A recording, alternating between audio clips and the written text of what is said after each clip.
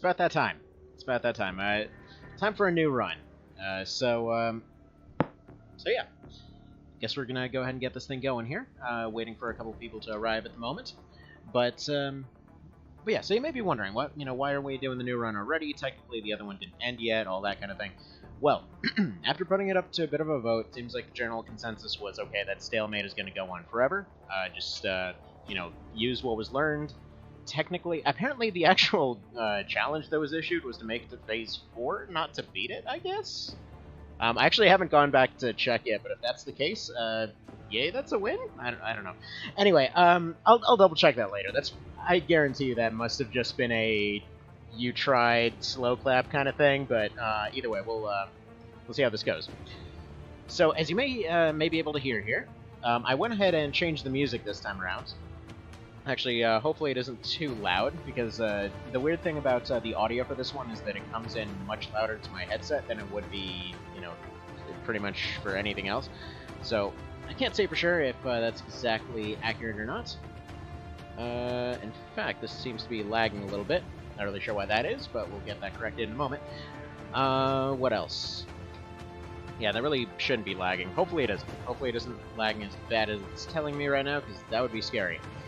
Yeah, all my lights and everything are looking correct. So yeah, just waiting for a few people to show up, like I said. Now, what else? So yeah, as far as what went wrong on last run, a lot of things went wrong on last run, but it's not all as random as it seemed. So, for one thing, basically, one thing that kept coming up throughout the entirety of the run was why didn't you use shields and smoke more? Which, yes, I should. The thing was that coming off of vanilla and coming off of what was it, like XXP, I think it was called. Basically, my impression of shields was that the tier 1s will take one hit and that's it. So when I was seeing the damage numbers flying around, I'm still thinking like the shield protects from 80, not from 160. So I didn't actually notice the fact that they were buffed until much later. What else here? Actually, wait a minute. This is still showing circles. Okay. Sorry. I got a message here. I thought it was somebody telling me that it was broken. Alright, so that was the one thing. So as far as tier 1 shields, I didn't notice that they were actually better until later, and I remember actually finding that out about halfway through the run, and I thought they had been buffed by some other research or something.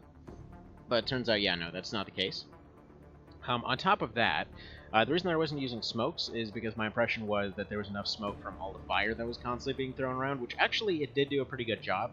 However, I was a bit unclear on how exactly all of that was going, so actually fire plus smoke would have been a lot more effective. But either way, we'll be doing a lot more of that this time, not to mention just handling logistics a bit better, handling base placement a bit better. About halfway through, a lot of just a lot of generally bad placement of stuff that happens. Like, really what I should have done is had more bases around to cover each other, because I didn't have enough planes to deal with certain situations.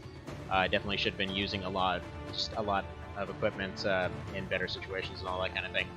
But let me do one last check here to make sure that it's all working. I can't tell. Are you working? I don't know. I don't want to fully start until I can actually confirm that this is working properly. It's like right here, it's still giving me all kinds of circles and everything. So I might just be talking to myself like a weirdo, but such is life.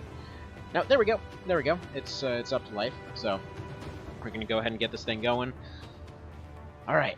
So going for new game. It isn't easy, normal, whatever anymore. It's actually just new game plus 1 plus 2, and then new game plus infinity over here, I guess, is what this is supposed to be. But yeah, as with last time, we're actually going to turn off the explanatory dialogues a little bit. We're not going to turn on Ironman mode, but this is going to be an Ironman run. For anyone unfamiliar with it, it's largely because the Ironman feature in the game has some bugs to it. First of all, if you actually evacuate a mission and then like you left anything in that evac zone, it's kind of spotty as far as which tiles it detects actually have movement. I just noticed that this thing's wobbling around. I might have to move it at some point. Anyway, so for example, like say you wanted to grab a thing just for research, so you do like a whole smash and grab kind of thing. You have somebody holding the thing as you're getting onto the helicopter. They're like, "No, let me chuck it out the window as soon as you leave." because that particular tile was not one of the ones that somebody spawned on or something else. It kind of seemed to be like, if it was something that somebody spawned on, then it was okay. It's weird, but either way, point being, it's just, you know, it's a situation where you kind of have to save and load it a couple times to make sure that it actually registers the stuff that you're taking out of there. And then for another thing, your save can get corrupted, which kind of sucks when you're really long ways into a run. Like, for example, I had a run that was going on for like a couple months on vanilla, and yeah, had never run into a save corruption bug up to that point, but sure enough, it was gone. So let's go ahead and get this thing going. So new game, same as last time. We can go ahead and upgrade to new game +1 after we beat it, but this is like the standard difficulty, pretty much. So alright, primary base location, gonna be doing, just like last time, we're just gonna be doing kind of like a Europe kind of thing over here. Since, hang on, what was my logic behind that exactly? I mean, we're gonna cover the entire world, pretty much. By the way, if you're wondering about the music, this is the XCOM pack. This is basically just replacing everything from, replacing the music from the game with XCOM 1 and 2. Last time I was experimenting with replacing with all kinds of things, but then volume equalization became an issue, so just decided to go about it this way. So I guess we'll just pop this sucker over in Italy, because that gives us a pretty good coverage of everything about here. I mean, it would leave a little dead zone up here, but it should be fine. Actually, let's probably put it here, just so we don't have to cover this area more. I like to put down 4 bases, just to get started. So this is going to be Nerves Concord. There we go. As soon as it decides to register, I'll go ahead and build a new base over here. Just to make sure to give us as much coverage as possible. Actually, let's say here-ish. Just so we're getting Australia and most of the USSR. That area is a bit of an issue to reach, but we'll say about here. There we go. Sorry if the camera kind of twiddles around a little bit every time that I do that. Not too much I can do about that. Let's see if there's any chat going. Actually, we should probably go ahead and test it with some bridges. Alright, Hugo.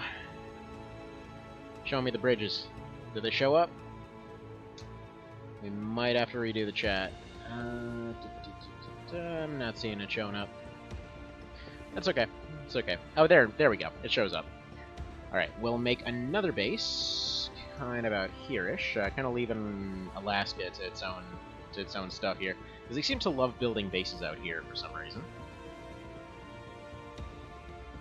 So we'll go right about here-ish. I think this is kind of close to New... Actually, that's not... It's kind of New England-ish, whatever. They might have some crabs out there. And I guess the last base will stick about here-ish. Kind of around here-ish. Feels like kind of a waste to put a bunch of radar coverage out there, so we're going to put it up here-ish. Should probably... We eventually want all of these capped out, and what I want to do is have all of them capped out, but then also have like secondary airplane bases right next to them at some point. So we'll get to that once we get to it. There we go. Chat's working at least. So let's go ahead and expand this real quick, just to make sure that I can see all chat. Alright. So.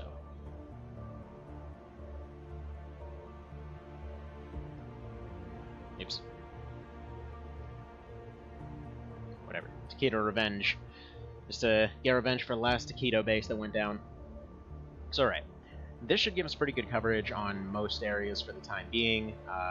To start off, we just want to cover as much of the sky as possible. We should be getting the Assyrius pretty quick here. So probably within the first UFO fight.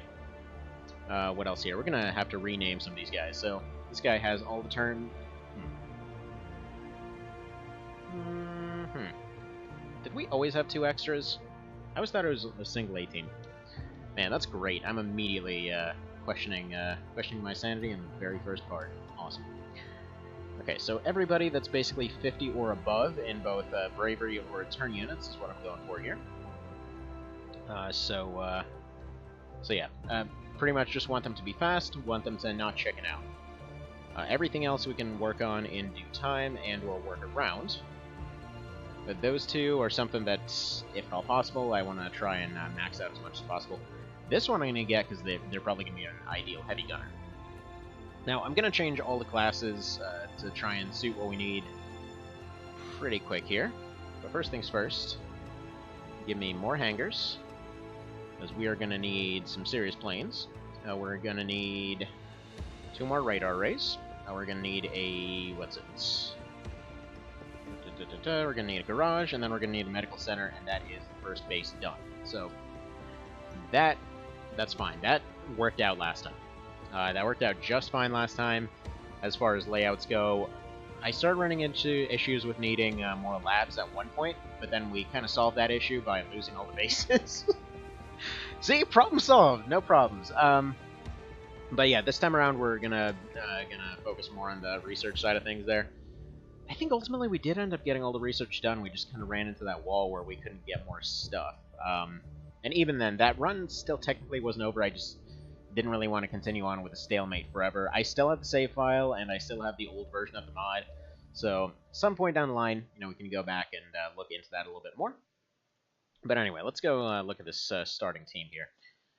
So, oh yeah, no, this is Barry's back. So Barry the Magnum is right back on here. Slim Shady. Okay, though we started with a Slim Shady. The important part is, did we have... Well, hang on. I think that was Kane. I think that's what... Yeah, I think that was Kane's portrait.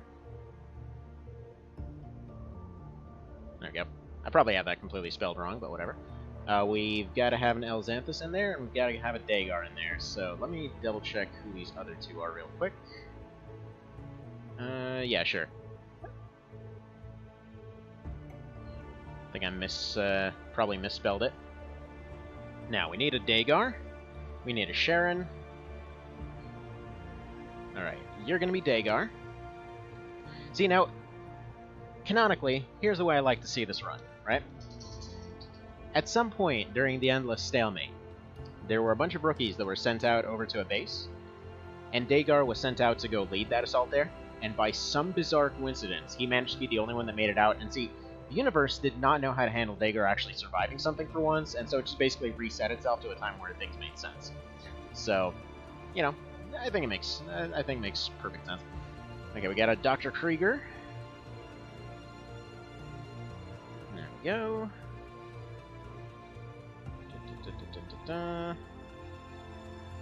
Let's see. Is that the last guy? Okay. Hang on, we need to have... hang on. Sven Dragon? Something like that? I think it was like Svendragaon? Something like that? Or Sven Dragon? Dragon? I don't know. Somebody can correct me on that. So we need one of them, and then we need... Sharon, which I think... wasn't? Alright, whatever. We'll go with, let's go, Sharon for you. Somehow imagine Sharon has a beard. Alright, and then we'll go, Svendragon for you. It's not letting me put a question mark to know if I spelled that wrong, so whatever. And, let's see, what do we want to call you? Need one more name. We'll decide later. Actually, no, Greenwich, what am I saying? It's not the same portrait, but she has to be part of the starting A team. Alright, so here's how we're redoing the classes. So first off, as far as the rifleman goes, they're going back here. They're getting rid of a lot of their grenades. They're going down to 1 magazine. On top of that, they're going in with shields and smoke. So one of the things that also got complained about last time was the fact that I wasn't letting them run in with grenades in their hand and stuff like that. There actually was a reason for it. It basically just ran down to a logistical thing because we were going to so many bases so often that it was just more convenient to not let them do that, because if they panicked, they would drop it. It's one less grenade to actually have for that thing.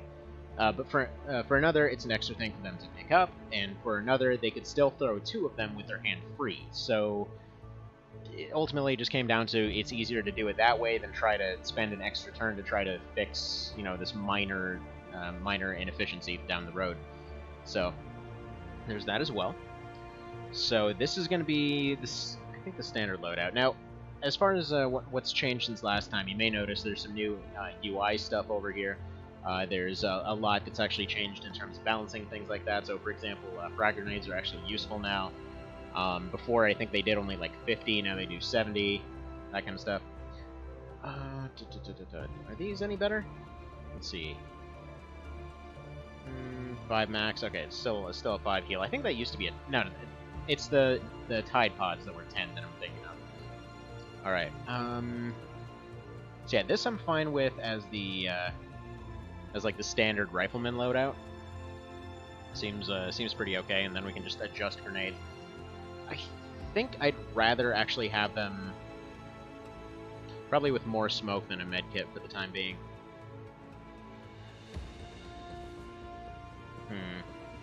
Or just more smoke rather than grenades.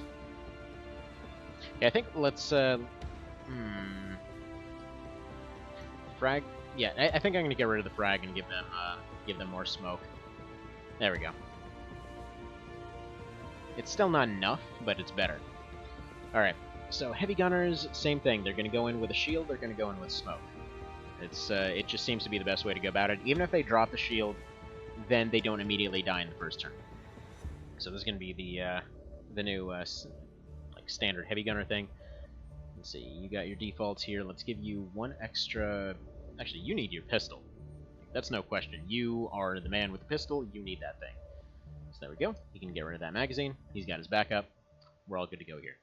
In fact, actually no, that's fine. That's perfectly fine. Now for assaults, again, same thing. Pocket shotty. Let's go with our shields. Shield and smoke. Just basically classic old XCOM strats where you kind of run in, you know, chuck a bunch of smoke out, try to survive the first turn, let them run out into the open, then deal with them out in the open, all that kind of thing. Let me double check that everything is showing up as it should, by the way. There we go. So it should be pretty standard there. Let's see, as far as assault goes, I would think flashbangs are more their friend. They're probably not going to use smoke as often as the other ones. So let's put them down to that. They're probably dropping these shields for somebody else to pick up, but we'll see. In fact, I think I'd rather have this back here, maybe get rid of the med kit. Give them a pistol for charging in. Give them one reload on it. Do we want to reload on the shoddy? Early on, maybe not. Later on, some of the armors might give them a little bit of extra carrying room and all that kind of thing. Yeah, let's get rid of one of these flashbangs. I only need them to have one of the flashbangs. So we'll give them that. Okay, another thing. Let's go and show it over here. So another thing that's changed since last time is that there's maim and shock damage. So basically what that means is that there's certain weapons that will essentially double suppress something. It's like if something gets shot at by a heavy MG, you know, they'll kneel down, they'll do the usual suppression thing. But if you run at them with a shotgun, they will get shocked, essentially. It's just like shock and awe type weapons, that kind of thing. So I don't know exactly how it works. It seems like it shaves off some TP or some TUs with every attack. But either way, it seemed like a really cool thing. So it seems to be able to actually completely disable a unit. So that's pretty dang fun. So we're definitely going to be using assaults more often. So that seems pretty okay. Now, shotties do fire very fast, so we're actually just going to leave the reload on him. Now, as far as the sniper goes, definitely want more smoke on him. Leave him with the extra mags. In previous practice rounds, two mags seem to be enough, so we'll just leave that as it is. Probably just leave him for one flashbang and a lot of smoke. Leave him... You know what? Maybe we should give him 2 medkits. Just kind of make up for the other ones not having one. So yeah, we'll just give him an extra... yeah, we'll give him like 2 extra travel kits. Why not? Do we... We also might just want to go shield on him too, though. Let's do that default for now, and then yeah, let's go shield. Shield, shield, shield. Because yeah, these do 150, and I think they got reduced to 150. I think they were 160 in the version that I played. But still. So they're going to run up with shield, run up with smoke. Standard kind of stuff. So let's go ahead and set that as standard. They're going to be overweight, but that's fine. Alright, you get your default stuff out. Wait a minute. I forgot to save it. Set as default. Philip Walker. Oh, you know what? In that case, you are Dr. Krieger. That one can be Sharon. Now, if anybody could let me know, by the way, if the sound is coming through okay. So that's the Sharon Mark 1, the android from the future that's also from the past. Alright, equip default. Equip default. Based off their stats, I'm not quite sure this is what I want them to go with. In fact, let's go heavy guns on you. Kinda seems fitting as well. So then they can basically burn their shields to get into position, and then, you know, kind of go from there. Maybe one less mag and a pistol or something. Nah, I think we're fine with this for now. You can carry one more. Like, this is gonna be... We're gonna be playing it way, way, way friggin' safer than last time. I'll tell you that much for sure. So yeah, this is looking pretty alright, I think. Minus the lack of medkits. In fact, I almost want to say... Almost want to say forget the frag and the flash and give them a medkit.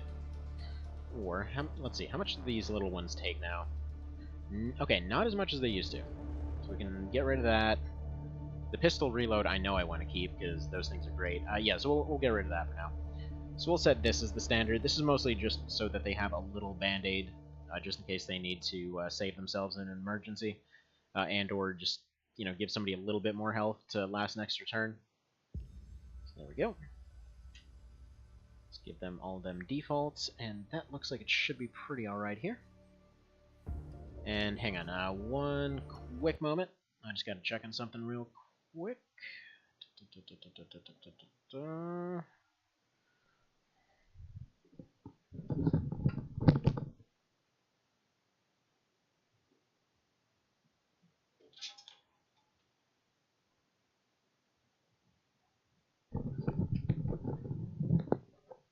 Alright, and we should be good to go now. So, there we go, it should be running a little bit better.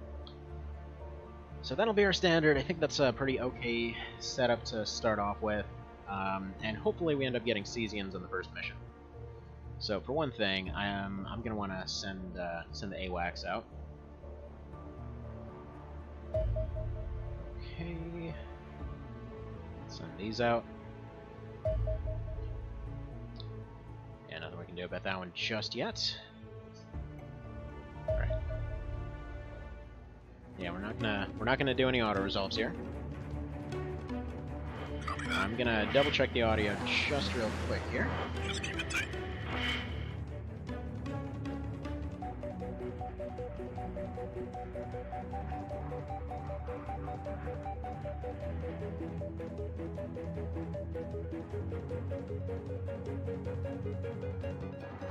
All critical systems check.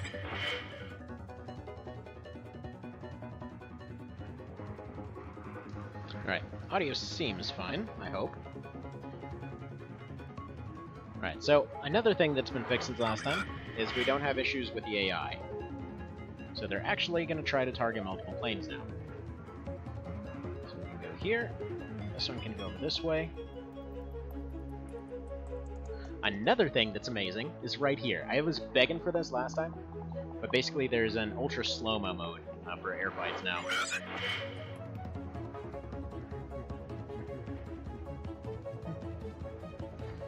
And see right here.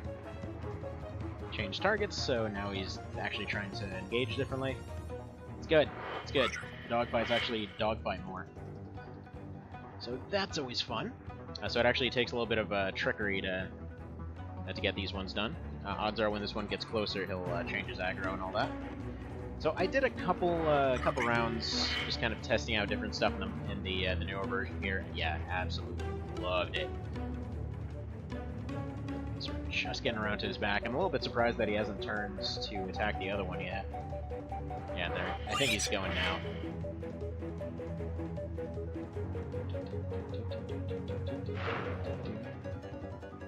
Alright, so we can have this one turn around and attack. He shouldn't be able to dodge it from the side. I don't think these ones even can dodge, actually. It's not over yet. Snake, it's not over yet. Alright, there we go. Yeah, he's got him. He's completely got him. Do it. Alright.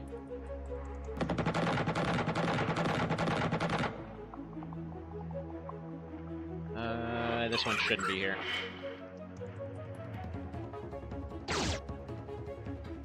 Alright. So we'll have you dodge left and go that way. Why are you not dodging? Yes. Wow, that took you forever. Okay. Try to dodge, please. Thank you. We're getting a little low on the old gas here. Cabin pressure dropping. That's what, 68? Yeah, I need him attacking this one.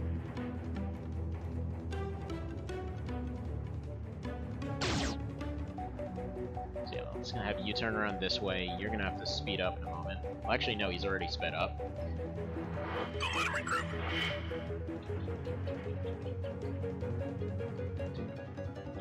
Okay, hang on. I just noticed I still have the sound on over here. There we go. Let's have you go left. Yeah, I'm loving this ultra slow-mo mode, though. Okay, still hit him. It's largely because, yeah, he didn't avoid it at all. Like, they've still got a little bit of tracking in after all that. Heavy fire confirmed. Alright, just need to get up right behind him.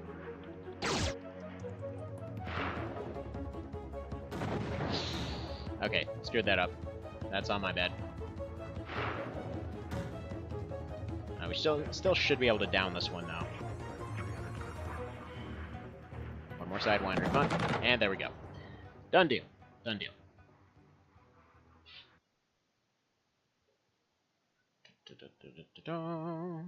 Let's turn the volume down somewhat, because it feels like people's are leaving, so I think that's usually why. So let's go ahead and get over there. Hopefully it's going to be daytime by the time they get there. Go, Mr. Helicopter. What are you doing? Okay, for a second there it kind of looked like that one was going to try to take him out. Alright, so that one's been refueled.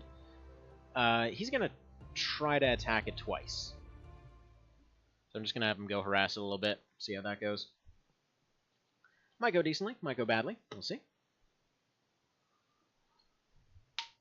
But yeah, so like it says in the little tooltip here, it does seem like this is the final version, or the final, like, full version. There's little mini adjustment patches. It sounds like Sharon retired from the, like, just from full-time working on it, or I don't know if it, probably not full-time, but either way, he's kind of retired from the thing, because it's complete. So this should be pretty awesome. So we're not going to see, like, 7 different versions come out in the time that we're doing a single run. Excuse me, puppy, why is your head wet? Did you piss off the cat again? Alrighty then. Okay, so we got here during the day. I didn't actually remember to set everybody up in the helicopter, but that's fine. Let's go ahead and get some smoke out there. Another change that you might notice here is the fact that, well, grenades actually have some really amazing accuracy now. Okay, is somebody chasing after friggin' Cesians or whatever we're looking at here with a chainsaw? Okay, perfect. Cesians. Okay. It's the reason it... Oh, you poor bastard. Oh man, that's just unfortunate. They were over here arresting this guy. And he was coming peacefully, and then he just realized we came in the helicopter. It's like, oh no, can't give up anymore. There's no hope for surrender. I mean, there totally is. We'll just take your lightning rifle as we're leaving. Alright. Let's go ahead and chuck some more smoke out here. do all that kind of business. Listen, I'm gonna have to figure out something different with this camera situation here, because I do have to lean forward for this one. Bury the Magnum Burton. Alright, get that smoke screen going. I probably don't want to cluster people up as much, but I'm not too worried right now. Like, for one thing, this guy is completely surrounded, and he's probably going to go for them anyway. And for another, we basically have smoke and shields and everything else, so we're functionally... They shouldn't be able to snipe anybody. That's what I'm trying to get at here. So we should be alright. Let's move you about here. I forget who our heavy gunner is. Do I have that mentioned somewhere here? Okay, Brain Wedge. Yeah, that's fine. Once she gets into position, she can just drop that shield. Spuddening. How about chucking one out here-ish? Can you do that for us? Good. Kinda jack up their accuracy in that direction. Alright, let's see what comes. No, they got Farmer Jimbo. Excuse me, Braxton. Hey, can we, you're hanging out with the dog somehow? Oh, that poor guy. That poor guy got shotgunned real good. Wait a minute. Did theirs work like vanilla shotguns? Weird, okay. Apparently farmer shotguns are vanilla. How about that? Okay. Go ahead and do a little bit of scouting for me, please. Okay, corners are all good. Let's put you about here. And let's put you here. And there's a rooster here. That's always nice. Alright, so you, Mr. Burton, can go get his lightning gun. I feel like the farmers are probably going to do a pretty fantastic job here. Does have a lightning gun, right? Shield and a lightning rifle. Perfect. Right, yeah, so you don't need this thing anymore. Just go ahead and pop that sucker on the ground. We'll need somebody covering his back, so you can go... You can't go nearly that far. However, you can get into a nice little sniping spot right here. So we'll just get him ready to snipe. Doesn't have the points for that. Alright, you tell me what's up here. Okay, forest is looking relatively clear. And yes, I realize I'm running everyone out. It's fine. It's fine. I don't expect anything scary out of this one. The scariest part of the first one is likely just the UFO thing, because they love to hide like 4 or 5 dudes in there. Okay, Sharon, let's put you about here-ish. Just to go and respond in whatever direction is needed. There we go. Let's see how we do. Come on, Farmer Bob, with your super shotgun. Which seems really OP right now. Because yeah, basically vanilla shotguns were that whole triple burst, except it's in one spot. They've abducted one of the cows. Okay, you pick this up, you drop this, take this amazingness, and take this thing with you. And probably the super shotgun if you can carry it. Wow, that even weighs nothing. Alright. Whatever. I'm not gonna complain.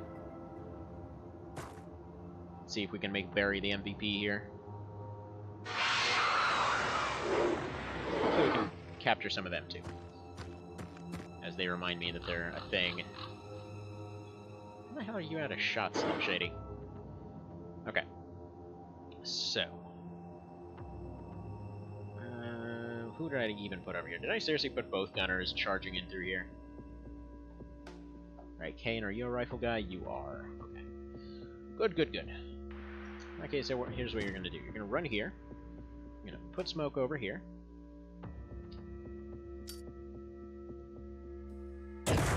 And you're going to run into said smoke. If there's somebody in here, they have to go a good distance, and they would have to take a pretty awkward shot to actually get at him. They might not even see him, for that matter. Let's put you this way, so that you can kind of support as needed. There we go.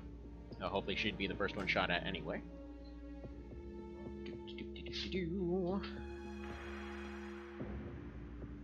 Oh, I was looking at the damage there. Oh, interesting. Okay, so it actually shows you how much damage gets done to shields now. Good. Alright. I like that. So before it would just basically ding and it wouldn't tell you anything.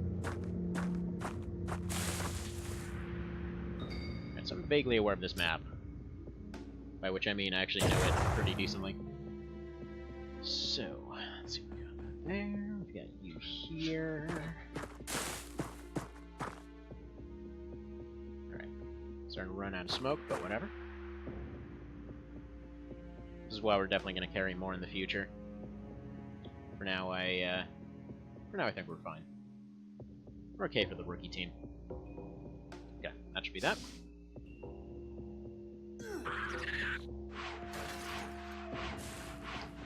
Alright, I think I want... Okay, good. Perfect. Couldn't have asked for that to go any better. Because I've got Barry right there to go take out that thing. Yeah, seriously, they use vanilla shotguns. What's up with that?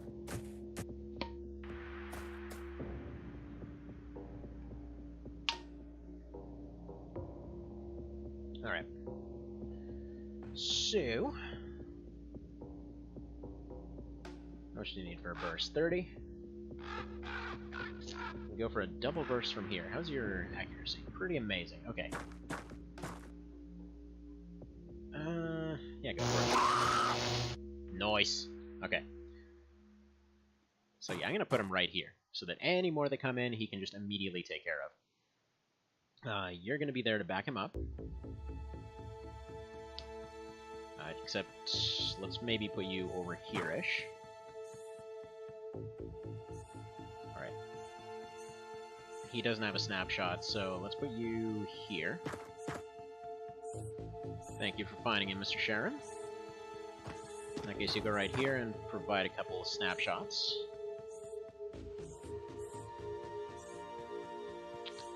You guys probably want to break out their rifles pretty soon. Because, yeah, I don't think the shields actually protect against melee. Which is weird, because, you know, they're shields, but whatever. Okay, so Krieger's got them covered on reaction for now. They're just going to hold this area. I'm going to let a few more trickle through here, and I want to secure this area. So, let's make that happen. This Kane that was the rifleman, right? Alright, so let's put down that shield, give him that rifle. Get moving over here.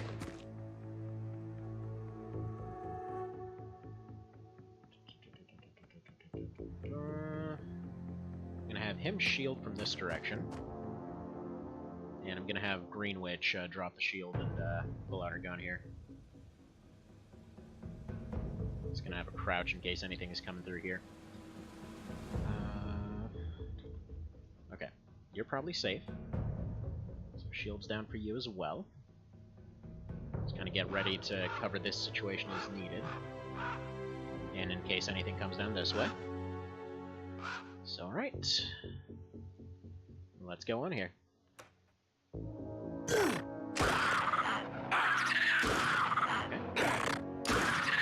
It's weird that it decided to go in there. Whatever. I think I might have to stun that guy in order to run in and stun that thing now. Oh no, never mind. Never mind. Good job, sir. Good job. Thank you for not covering that door. Right, Mr. Burton. Sort out this problem, please. Beautiful. Apparently it uses the regular laser sound when you only fire it. It's a single fire. Alright, I'm gonna put you here in case there's another one coming.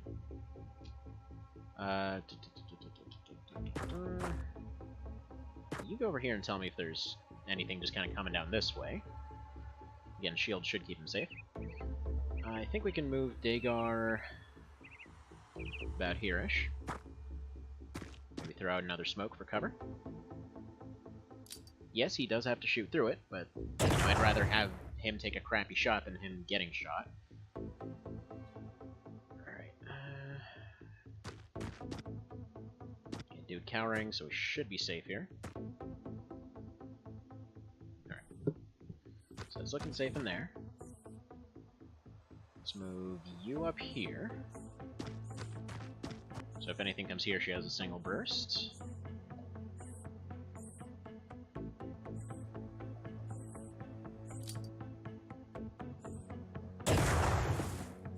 One smoke, and they're just going to run around this rock real quick. Now, one thing I found out from testing, too, is that they still do have grenades and that kind of thing. So let's get you looking out around this corner. Doing all that scouting type business.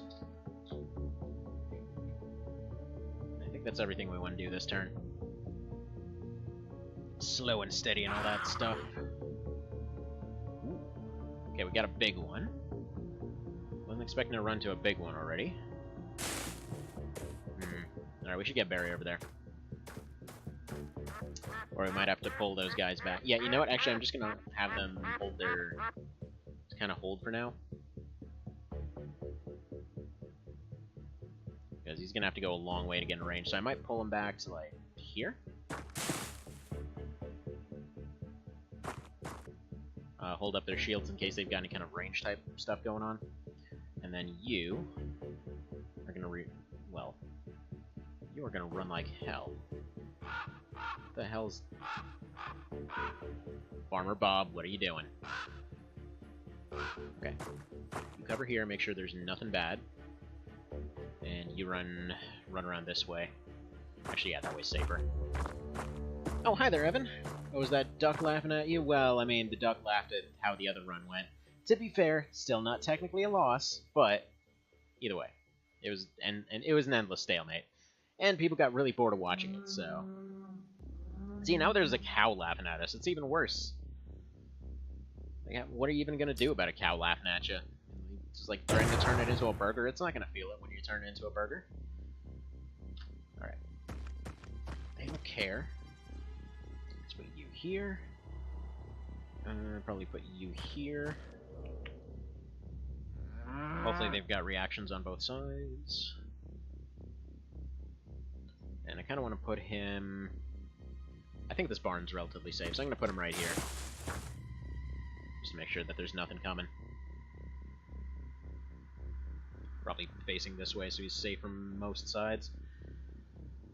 As these guys are back, we got the one dude over here. Hopefully Barry will get there in time to burst it. Because I would like to capture that thing. Like, I want to try to get as many captures as possible, basically. Ooh, okay then. Right, you get that xenomorph. We might have some lightning shots on it. Just might. Whoever this is might have to take a couple hits. See, I'm pretty sure ProCat wouldn't appreciate the B word. What, beef? Or burger? Burgers are pretty delicious. Though, to be fair, turkey burgers... Man, that stuff's great. Okay. So, Mr. Burton, it seems like you can go ahead and resolve this problem right away. This should just insta-kill. Well, that's a problem. So you go ahead and drop that thing then. As well as this reload. Take a step back. Mr. Sharon, how would you like to sort this problem out for us? There, reload it real quick. Thank you, we got a burst. Okay, we got a burst. Yeah, it actually took all of that. Wow, that's a little bit disconcerting, but whatever. Now, we need Mr. Snipey over here, I think. Or at least over here-ish. So let's do that. Let's put you kind of over this way. Let's put you here, and then I'll have them run around the corner and make sure there's nothing over this way next round. In fact, actually, Slim Shady might be able to do that right now. Because I have seen cases where they friggin' hide here. Okay, should be safe. I say, completely leaving his back exposed. And unfortunately, I just noticed that it didn't replace the one type of music. Well, one of the few types of music that's that the copyright thing still gets angry about. Gotta say, that's really annoying. Like, just... I hope whenever X2 comes out that they don't go copywriting the overruled music, because it's really just more annoying than anything.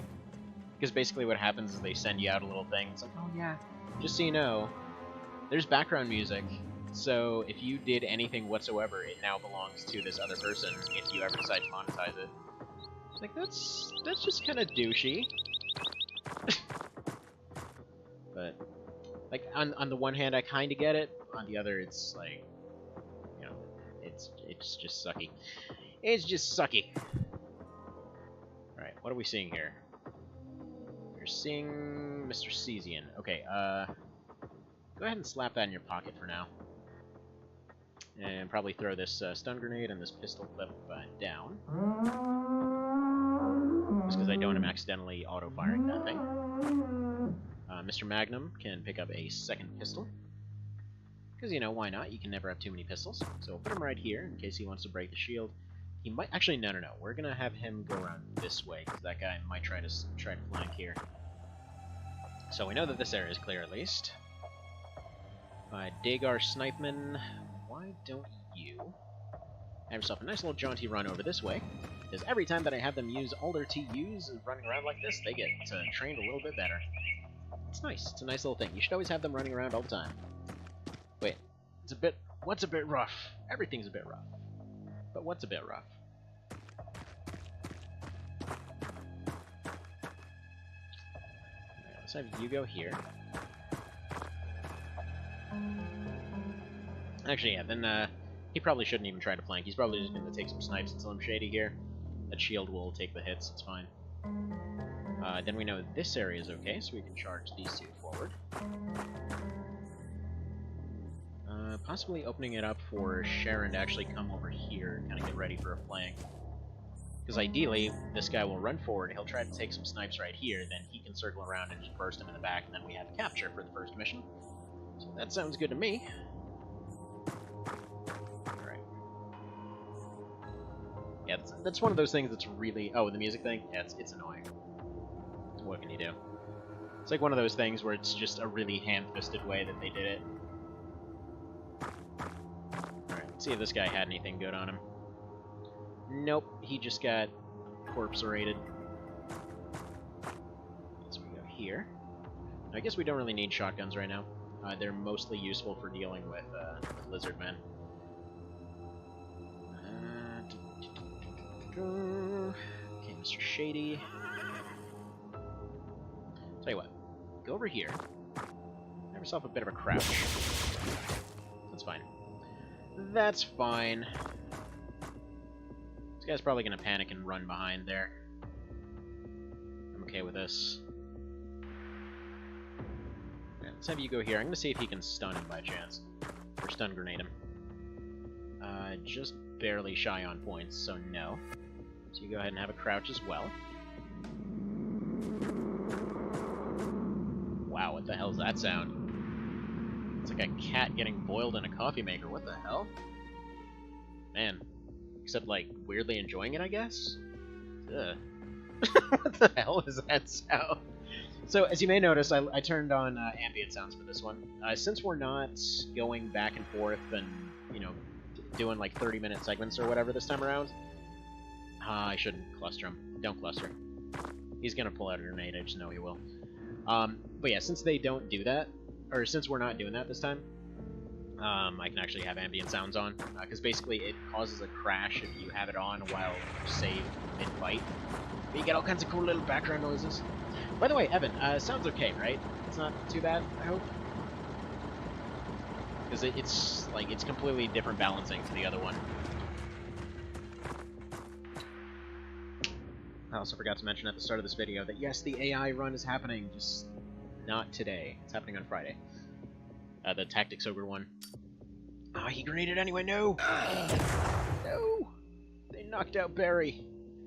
This is an okay outcome, because he's actually left himself completely exposed, and I might have to... Alright. Let's see. Let's see here. Can get over here, can do the burst. he's gonna have just enough points to turn around, so hopefully that'll be okay. Good. They got him. He's still got a shield. He can throw down the rifle, because he doesn't, that way he's not carrying it once the mission ends. Spuddening, how would you like to come up and collect this thing? What I'm hoping for here, and... Wait, 38 out of 160. When did he get hit by anything? Actually, if we... maybe not. Let's put you here, I think. Because what I want is for Slim Shady to actually make it around to the other end. I want him around this rock so that I can gun down this door. Let's have Krieger over on this side. With at least one shot. Because they're probably going to come out of that door and start dealing with everybody. Let's put you here and just crouch. He's got some few smoke grenades left, but that's fine. And then we'll move these guys kind of over this way. Let's get you out of sight. And you as well. And then next round, they're going to try to come around this way, so they're not getting shot at. See, I told you we'd play safer. I say before that door opens, and they throw a grenade and just vaporize everybody.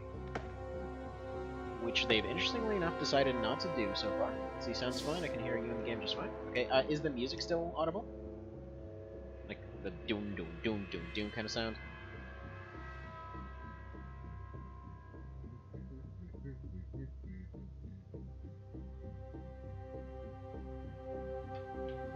Alright. So, we want to go shotties? Not yet. Got a pistol right here. Let's put you on reaction because we got a good door here. In fact, let's move you back. You here. These two are just going to sit and reaction fire. I want this thing out of the way. So let's throw this down. Let's put you over here. I want this guy just on the ground. Because if they decide to run out and grenade, I'd rather them, you know, not erase everything.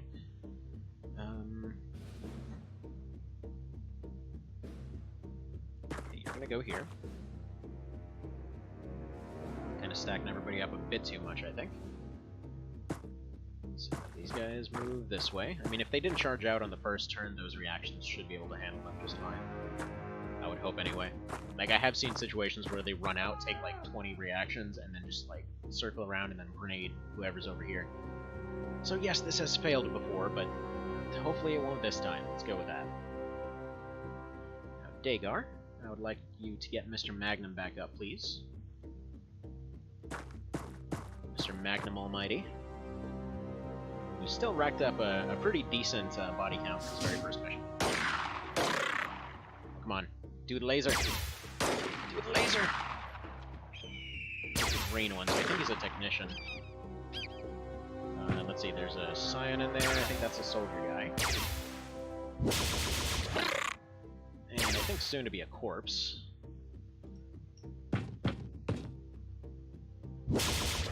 So green guy, I'd like to capture. The other ones I don't care too much about. Oh, hi there, Kinates, and thank you. Appreciate it. Atmospheric music, so still music. Hard to tell what the music is. I can hear sound effects and tubas. Yeah, okay, so this is the usual standard music. I have the XCOM EU and XCOM 2 music for the rest of it. Just because that whole them getting all angry about copyrights thing. All right, so let's see here. They might have stun pistols. This guy might have a stun pistol. So what I'm gonna do is, let's see, what's your burst? 46? Oh man, this thing's more expensive than I thought. Yeah, just go for that guy. Perfect. Alright, Sharon. You run over here. Does he have a stun? No, he has a phaser. Okay, that's fine. Just take a shot at this guy then. Whatever, we're gonna... Oh, you're getting zappified. Okay. I want that guy, though. That's their medic. I think that's the guy that gives you stun. Okay, so Mr. Krieger, you seem perfect for this. Why do you have that? Okay. Forget it. Throw all this stuff down. You need to suppress him something fierce. Actually, keep that shield. Take this. He's just got a little zappy gun, so run up. Go ahead and throw this right about there. See if you can hit both of them. Okay, good. At least one's suppressed. Okay. So he's gonna try to zappy gun that one. You can run up and not do very much. Alright, let's put you here, I think. No, that's not necessarily safe. Yeah, no, let's put you back here. See, Slim Shady can drop the shield, pull out his gun, kind of get ready for suppressing next round. Because for now, this guy's suppressed. He's going to take one shot. So you've got 147, you've got 97. These guys are going to be able to take whatever they can dish out. And then I'd like to have one of them run around, pick up this stun grenade over here, and then, like, capture this guy. Because that guy unlocks our stun grenades, I think. I don't remember for sure. But we'll see. Alright, let's see. But yeah, the music's nice. Literally the only complaint about it is, whenever I put it on YouTube later, they get all mad at me. Oof. Okay, and yeah, I was considering pulling out the shotgun there, because the shotgun has a chance to stun. But I just noticed that stun grenade over there, which, granted, also carries the possibility that we're gonna... No. Forget the stun grenade. Ooh. You can just do it. Okay, it's 25, though. Perfect. And then this guy doesn't really matter, so we can just go ahead and shotgun him and just kind of chance it. And hopefully there's nobody in the back room, because then we're gonna have problems. Hi, Mr. Man. Goodbye, Mr. Man. Is that a win? No. Let's hide you. Let's hide you real good, and then he has just enough points to turn around, so hopefully he'll be able to run in there and capture whatever's in there. You can go ahead and drop this thing. Pick this up and repair yourself, because he's a person that repairs himself. Then we can have one of these nice missions where nobody dies. And that's the plan. I plan to have a lot of these. We're going to play this much, much safer now that I actually understand how the game works. So, Barry was upset at only having one gun last time, so now he's got two guns. Unfortunately, there's no animation for dual wielding, nor does it really even do anything. Shotgun execution? Exactly. So, yeah, I don't know if you were here for it when I was explaining it last time. Shotguns are way better in this patch. So this is 1.10. But yeah, shotguns are way, way, way, way, way better now. So, like, before I was saying that it seemed weird that they didn't really have much of a role, really. Like, in this one, they're, like, the double suppression weapon, basically. Alright. Excuse me, Mr. Pugman, could you not take a nap on top of my wires? That'd be appreciated. Thank you. Alright. Let's have... Who's got a good shield on them? You're almost out. How's your shield holding up? You don't have one. Dagar, how's that shield on the ground? 150? Fantastic. Thank you for volunteering. So you can go ahead and drop that. We're going to have our sniper be a shield wall, because what else would you do? Going to have Sharon go ahead and pocket this rifle. And there we go. For the time being, anyway. And the way that we're going to handle this, let's have Greenwich back up a little bit. You're going to go here. Actually, no, you go here to make sure to block that. There should be one guy still in here. So let's set this up real quick. You're going to go here. You're going to go here. And we're just going to have these two stack up. If they go for a stun grenade, then we'll go in with a heavy gun. If not, then we have a chance for another capture here. Right. So you take that reaction fire. Perfect. Thank you, Mr. Dagar. So you... Let's see. We go over here, drop this. He should be able to just take one little pod shot at him, hopefully turn him around. No, that just bounced off the shield. Okay, this has a 50% chance to take care of him then. Otherwise, we're about to have some problems. Perfect. See, there we go. See, I can do stuff. I can do stuff much better now. So yeah, 16 kills, no losses, points up for everybody, except for Dagar, who only gets like 2. But let's see, we got a good, yeah, I think we got 1 to 4 on a lot of stats on a lot of people. Greenwich didn't get much, Kane didn't get much, Dagar didn't get much, but they didn't see much action. How's Barry doing? Yeah, Barry's out for... Wait, what's Sven Dragon? Oh yeah, Sven Dragon took a shot, but whatever. We took some injuries. They're gonna be out for a little bit.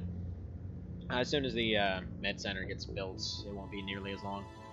But what did we get here? Got Elenium, got Scout Core, got Alloys, got Guard. Alloys unlocks, what's it? The Asirius now, by the way. Cesian Guard, Guard Corps, Scion Corps. What about actual captures, though? Did we just get the Guard? Okay, we got the Xenomorph Warrior. We got 2 of them, so we should be able to make a knife, I think. We got Lightning, we got 3 of the Phasers, we got the Mini Shield. And apparently we just sold the medic. Okay. I thought we had to capture the medic. Whatever. The medic was money. We made money off him. Okay. So we're just gonna let Invasion finish its whole thing. Let's see if we can hire anymore. No. No, we're full up on capacity at the moment.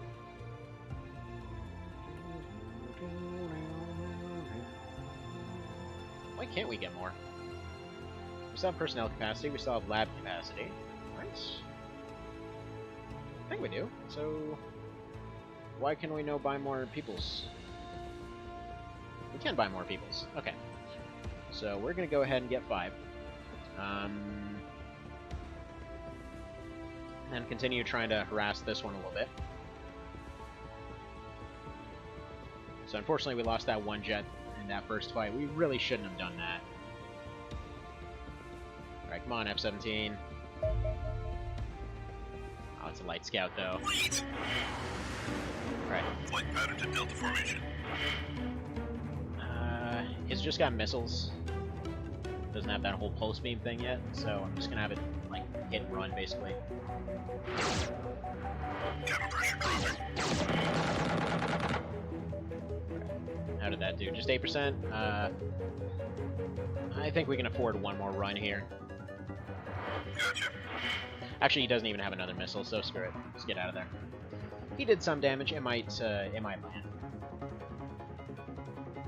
So yeah, we have these change things up here. So there's like ultra slow-mo mode now, which makes things a lot more manageable. Like this was the old slow mode.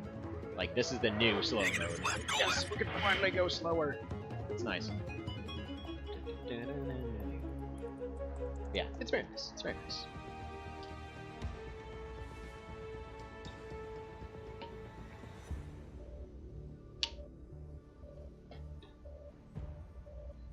Been refueled, hasn't been rearmed yet. Let's see if we want to make another pass at it. Still 60% health, because nothing we can do about that. Unfortunately, we're taking a lot of UFOs now. Okay, why don't you go over here? This is looking good. Stay tight. Engaging. What a strange definition of looking good, sir.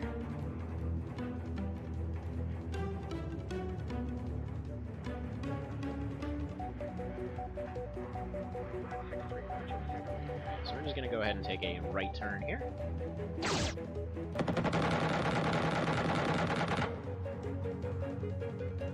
This thing can outspeed him, so I'm not going to get too fancy with it. As long as we can attack from the front, we should be able to get some free attacks off.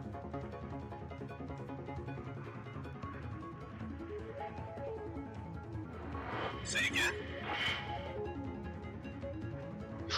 Okay, wrong button. My bad. My bad. Still salvageable, though. Assignment received.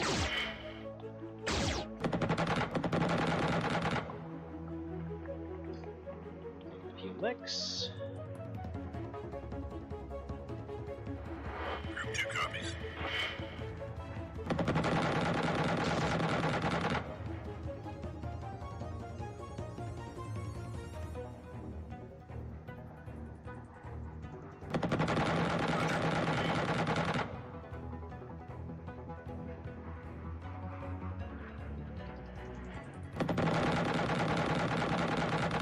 this might actually be possible with one jet.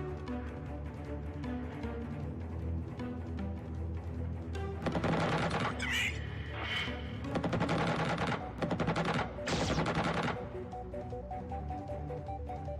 I mean, they're both in pretty rough shape right now. What's the position? The position is, well, about to be assumed if you can't speed up here. Drawing heavy fire. Right. Guess we can slow down.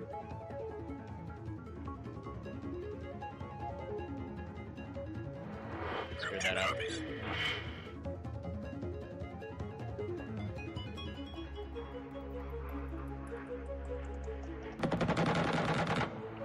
We're on it.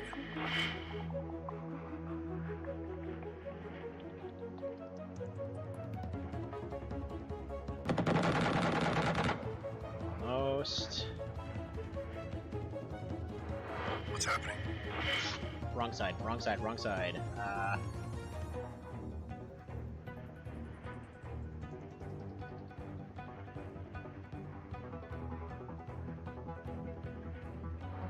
Affirmative, it'll be no problem. Yeah, right turn and go for the finish. Yes! Okay, there we go. So you do like the voiceover? That's a nice touch. Yeah, that I didn't think we heard as much last time because it was pretty quiet.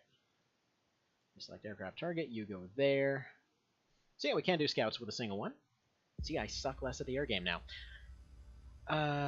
We still have all of our original team, actually. Just a couple of them took some injuries. I think we'll let them rest for now, though. So get some rookies in here, I think. What were they? Rifle and rifle, right? Or, yeah, rifle and rifle. So yeah, we'll put Alzanthus and Nils. In fact, Nils should be Evan then. Congratulations, Evan, you just got recruited. How do you feel about potentially being the first casualty? Alright, let's go ahead and, sorry about your face. Man, that's, kinda looked like you kinda went for a sort of drunk Rocky look on this one. Okay, equip defaults. Got space for one extra smoke, so let's do that. Yeah, considering how much we're going to be turning their weapons against them, that's why I'm not too concerned about bringing extra mags for the most part. In fact, I think I'm going to get rid of that for one more smoke. And then Alzanthus here, with defaults. That ain't going to work. Let's get rid of the med for you. Give you a little mini one.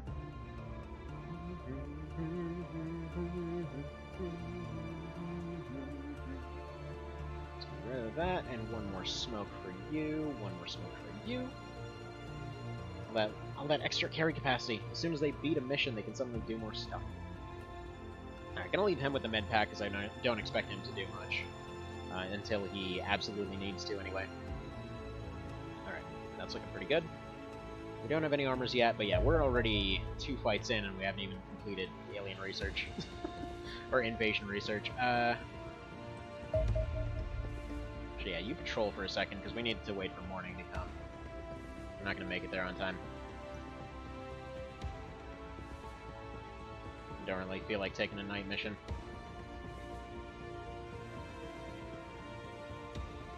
One thing I would like to see is kind of like a Long War-esque, however many hours are left on a certain thing.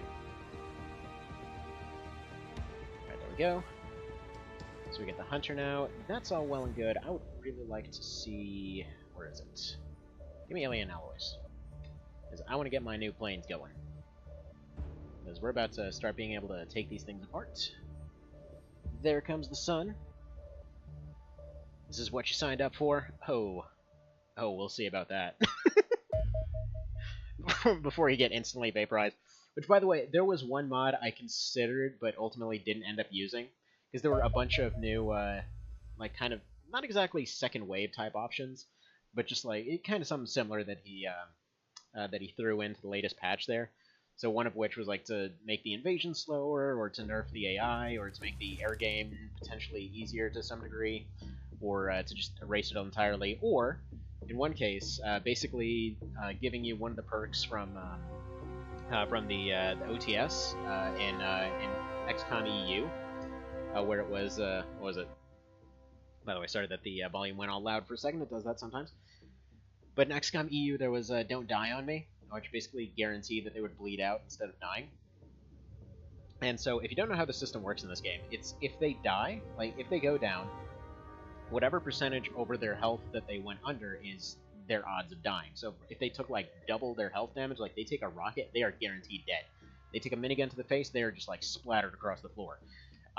If they, you know, just like they're slowly bleeding, they're gonna have like a 90% chance of survival. So that kind of thing. Anyway, so yeah, that was one of the options, that it was like, unless you get actually vaporized, in which, like, unless the body's destroyed, they just come back. Which, I considered using, but I was like, that's kind of cheesy. So ultimately didn't end up doing it. But just so you know, if you're looking for that kind of function, it's there. So, okay, we got desert map. I probably really should start spending one turn in the dropship, but I've just got bad experiences on that one. So let's just smoke everything. Smoke everything real good. Alright. Alright, Mr. Kane. Yeah, if you're wondering about Kane, he technically has never shown up to a stream, I don't think. But I named, named him because of Tactics Ogre run I was watching. And then he wound up being part of the A-team at the last run. And then he just got completely vaporized in the worst manner possible. He literally died to 100%. That was kind of one of those moments where it started going into a tailspin. And then it got better, and then it got worse. And then it got better, and then it got worse. And then it just wound up in a permanent stalemate. As you very well know, because I won't shut up about it.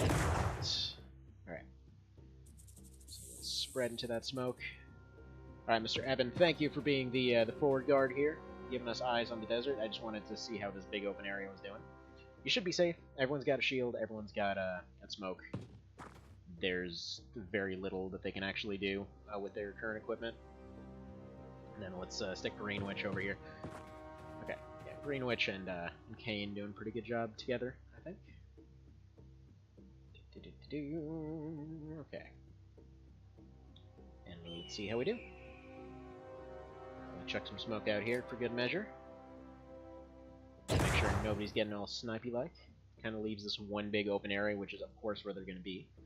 So I should have everyone face that way, I suppose. So you just tell everyone you made a tentative peace with the aliens, and last turn stayed on your side of the planet. Yeah, so actually we had a sort of explanation for it. That's, you know, I'm sure you saw how many times Dagar died. So yeah, he managed to survive a mission. The universe didn't know how to handle it, so it just kind of rebooted. So it's fine. It's okay. It makes sense. And or I guess everybody just got Thanos, I don't know. He just showed up, he just really didn't like Cesians or something. Alright. Good, we got lizards. So what do we got here? We got heavy gun and rifle against the lizard. That could be alright. Point blank heavy gun could do some stuff against them. We've got one stun. Yeah, probably better off not letting him take a shot at all. You go ahead and take that.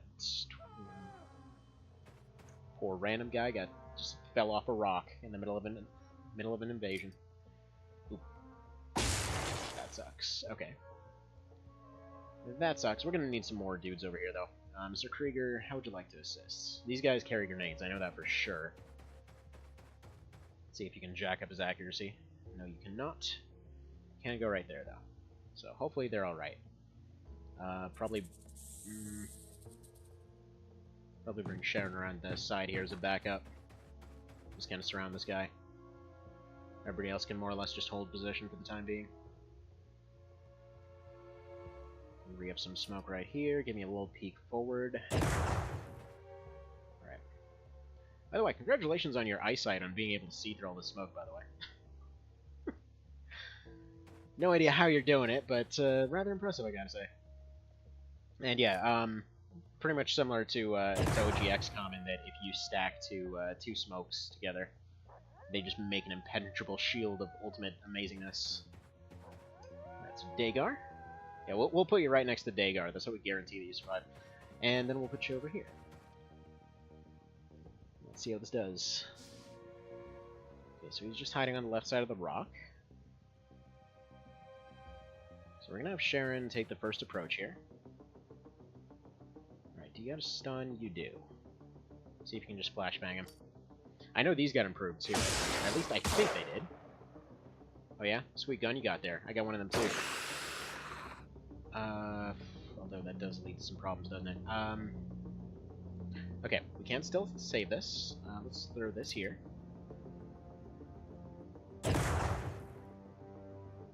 Alright, Krieger, do you have the shotgun? You do. Okay, so these two are going to be handling him.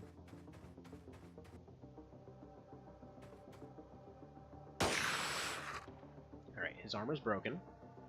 So if you get to there... Okay, Kane's got the better shield, so if I move him here, he won't be able to do very much. Question is, will this guy burst anything? I think the best option is go over here, throw a smoke on top of him, which you'd think would make him harder to hit. It kind of will, and it'll damage the shield a little bit. However, it also should make him less likely to fire. Alright, and then we'll have Green Witch go over here. And she'll be the backup plan for next turn. If these guys can't finish him off, she's going to come around with the heavy gun and give him a burst right in the nostrils. See how that goes? Let's put you here. Let's put you here. Oh, hi there, Mr. Vale. Let's see, isn't carrots give us better eyesight something the Swiss said the German didn't figure out they invented sniper rifles? It actually is. That's a good point. Funnily enough, related, because, yeah, these lizards get improved eyesight. So they've got, I think, like 20% improved eyesight and vision range over us. So that's fun. But yeah, hello there, Mr. Vale. Let's go ahead and chuck some heavy smoke out here for that ultimate survival type situation. Put you right in it. Alright, still looking pretty okay. We've got UFO over here, we've got wall over here. So we'll probably have Dagar start taking the wall area. We're probably going to see like 3 or 4 out here. Kind of expect to see some fire coming from this direction. This guy might go around, but I don't think they've got any spotters in that direction. At least, if they do, they're like just out of vision range. Like I said, they've got 20% vision range. Actually, no, wait. It's at night that they've got better vision. Right. I'm an idiot. Sorry. And good morning, 7-2. Carrots are good for rabbit genocide. Jeez. Well, I mean, if you've ever played Don't Starve... to collect carrots to get those bunnies for that tiny little morsel that doesn't give you practically anything. You're literally better off just going and collecting seeds off the ground and cooking them. But then you don't get to capture bunnies, so you know, it's kind of a loss all by its own. All right, so here's what we're gonna do. You're gonna take some shots. Good job. So he's gonna peck away at his armor. Now, Mr. Krieger, not too concerned with armor here. He's going to go ahead and whip out Mr. Shoddy and say hello to his noggin. So he's going to go like something like that. And there we go. That might be a stun. It's a very possible that... Wait a minute, what? Oh, that's bad timing. Yeah, forget checking on that stun. Pull that shield back out, sir. Because that guy's going to be coming for some vengeance. Boy, that's awkward. Okay. We're gonna need suppression here. Green Witch, put your shield down, bring your HMG out. Suppress, please. That didn't do it. Okay, get back into cover. Okay, Mr. Strider, ooh. Give us the smoke. Okay, and Sharon, get you in that smoke. Go. So yeah, there's still just that range. That's fine. Next turn, he's probably going to try to get close. Their shields should hold up. They can still take a hit each. The smoke should hopefully keep them safe at that range. Hopefully. Before the smoke runs out, tell me what we're looking at here. Okay, just a shuttle. So that's fine. You can stay right there for now. Actually, Okay, I'm gonna have to move him into a better spot. He's the sniper. There's not too much you can do from that spot. Let's move you here. Have you stare down that way. And then we're probably expecting like 3 or 4 inside, and then that should be it, I hope. We'll see. Alright, we'll bring Elxanthus up here. I know she was a sniper last time, but she's a rifle lady this time. And Evan... Yeah, you put out more smoke, please. And tell us if we're missing anything else out here. By the way, Mr. Vale, see? See? I told you, there's actually a game to this game that doesn't involve raiding bases over and over. So yeah, it was an endless stalemate, so we finally just decided to go for this. Oh, you suck. Okay, that's fine. Good. Just suppressed, the shield took the hit. This is why we have shields. Oh, you dick! He blew it up! He blew up his friend that got captured. Oh, you friggin' Baconator. And he blew up whatever stuff he was carrying. Alright. You're gonna be our new friend then. Okay. So that.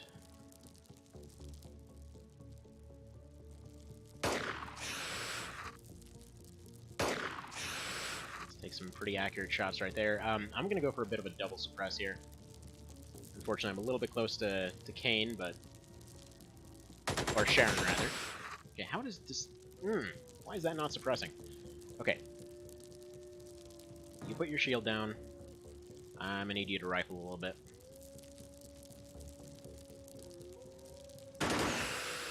I'm going for rapid fire here strictly for the suppression value, by the way.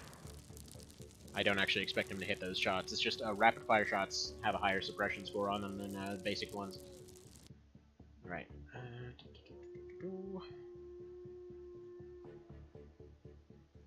Alright, Mr. Shady, you are going to go right here. Take a little bit of a crouch. Ooh, something happened! Something happened! If I make this thing... Ooh, Bulbul raided you. Well, thank you for the raid there, Mr. Bulbul. Greatly appreciate it. Sorry, let's have Dagar go over here.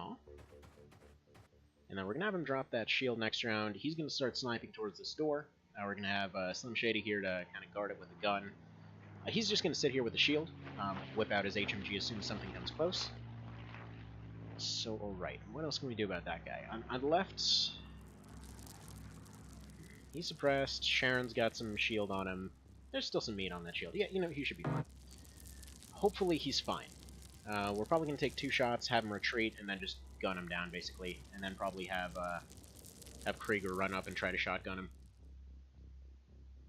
Here's the plan. Oh, actually, wait a minute. Wait a minute. Sharon, you've got a shotty, don't you? You sure do. Okay, so we'll just introduce him to best friend Shotty, I think. And then Mr. Evan, let's see, what are you exactly? You're a rifleman? Why don't you tell us if there's anything down this way? Alright, doesn't look like there is. So we're just gonna pop into the smoke. That looks like map edge. They probably would have approached from that end if there was anything. So we'll just have you face this way. It's a little bit risky, I admit, because there still might be a guy in that dark corner. But it's fine. For now, it'll just have to be fun. Alright. Let's see how it goes. Okay, good. That burst was just barely taken by the shield. So, wow, 1 health left on that shield, too. Alright, throw these to the ground. You don't need them anymore. They're spent. Shotty! There's that slowing. By the way, the shotgun gets to attack quite a few times. Let's see. Was in both streams. Now I have raided the stream I was already in. Well, dang. Wait, went to the Planet of the Apes for a second? And yes, it is a lizard man. Why did I go to the Planet of the Apes? Alright, let's see if he got captured by chance. Oh, corpse. I thought he'd get captured. Oh well. Oh well. We probably won't be able to capture lizards for a little bit. We need stun batons and that kind of thing. But it's fine. Sometimes you get lucky with shotguns. It's a small chance. It's like a 1 in 6, I think. Alright, Why don't you go ahead and throw some smoke out? Oh, by the way, another interesting change that came with 1.1. I think it actually started in 99 point something, but it's also in this one too. Is that when it comes to morale, so this little blue bar down here, technically speaking, you can't. It doesn't go up anymore. Like, it doesn't go up over time. Before, if something scary happened, over time they would just recover, and that's it. So this, apparently at this point, everyone's morale is higher, but if it ends up going down, it's just down now. Or if it ends up going up, it can still be brought down. Like, if they get a kill, it goes up. If, you know, their team's doing well, if they're around a bunch of fighting and they're winning, they're doing well. If their morale gets broken, then yeah, they're just going to be freaked out for the rest of the mission, basically, unless they actually do something to bring it back up. It doesn't naturally recover. So that should be an interesting change. Alright, so he's still got his gun. You. It's a little risky, but... why don't I do anything risky with you? Why don't I just go back here? You just go back here, then. Go back here, drop your shield, pick up your rifle, have a little bit of a seat, have some coke or something, I don't know. Have a little bit of a refreshment, and there we go. So we're probably expecting 1 or 2 in there still. Let's have you take over this spot here. Same strategy with whipping out your rifle when it's needed. Ooh, okay, I really want to capture that guy. Odds of doing that, absurdly slim, but either way, first things first, let's see about suppressing him. Man, those sounds in the background are not fantastic. Alright, do I want to go for the double? Maybe not. Okay, put your gun down, put your shield up. Like, we're doing ultimate safety strats this time around. Alright, 68, that's not bad at all. Oof. You got a stun? Yes. Try it.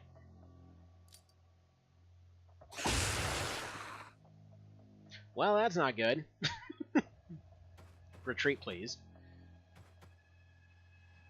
Okay, I don't think I have anyone that's going to be in any type of position to deal with that, unless you want to pull one hell of a long ranger. No? Okay. Alright, you move up here, get ready to support. You move over here, go pick up one of those shields, because your shield's completely busted. Alright, there we go. But yeah, I had no idea that these shields were buffed in my first playthrough. Like, I didn't even realize it until I got the upgraded shields, because this is basically what used to be the old Tier 2. So, I think it's understandable. Alright, that shield didn't exactly survive too good. Okay. He's gonna scout. It's a little bit risky with no shield, but I think he should be fine. There's only one spot here where anyone could even be. So there's probably nobody back there. So let's get you over this way. How's your shield holding up? One. Alright. Held up better than expected. Now he's going to take a crouch, get ready to start supporting with a rifle. And I think everybody's got their armor up, yeah? Yeah. Gonna run back inside? Good job, sir. Good job. Okay. So, Evan, you're going to take over this front area here. I'm going to have somebody with a shotgun supporting him, so I think Krieger had one of them. Alright, so you're going to be up here. Because, yeah, I want to chance that stun as best I can.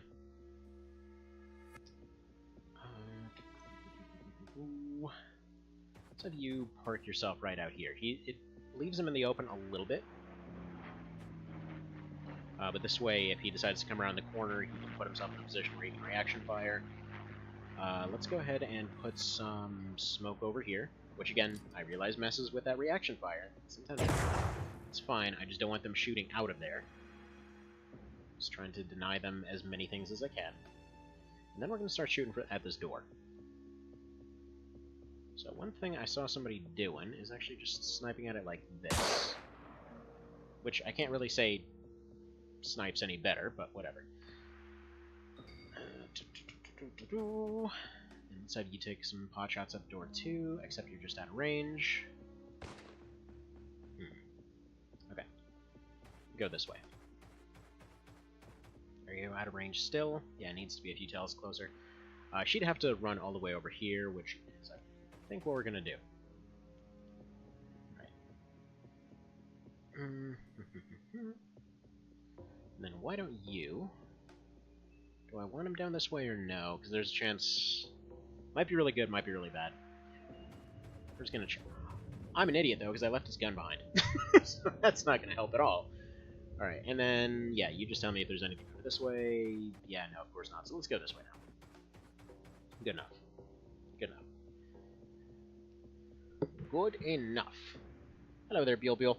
What can I say? Enjoy TRFG, and he plays most of the time. Suit and fancy tie, fancy things about to happen. Well, Mr. Vale suggested that I should always wear a suit whenever doing one of these stream type dealies. And so I figured I've got a good bit of suits laying around. You know, used to be a business traveler, so why not, you know? Now, I did notice that unfortunately, well, one of them doesn't seem to go with any of the shirts I have left, and then two of them need to be resized, so I guess it's technically 3 at this point, but whatever, you know, it's fine. It's funny because I was actually gonna wear one of the, like the black ones with sunglasses, going for that whole Men in Black look because it seems pretty fitting for this.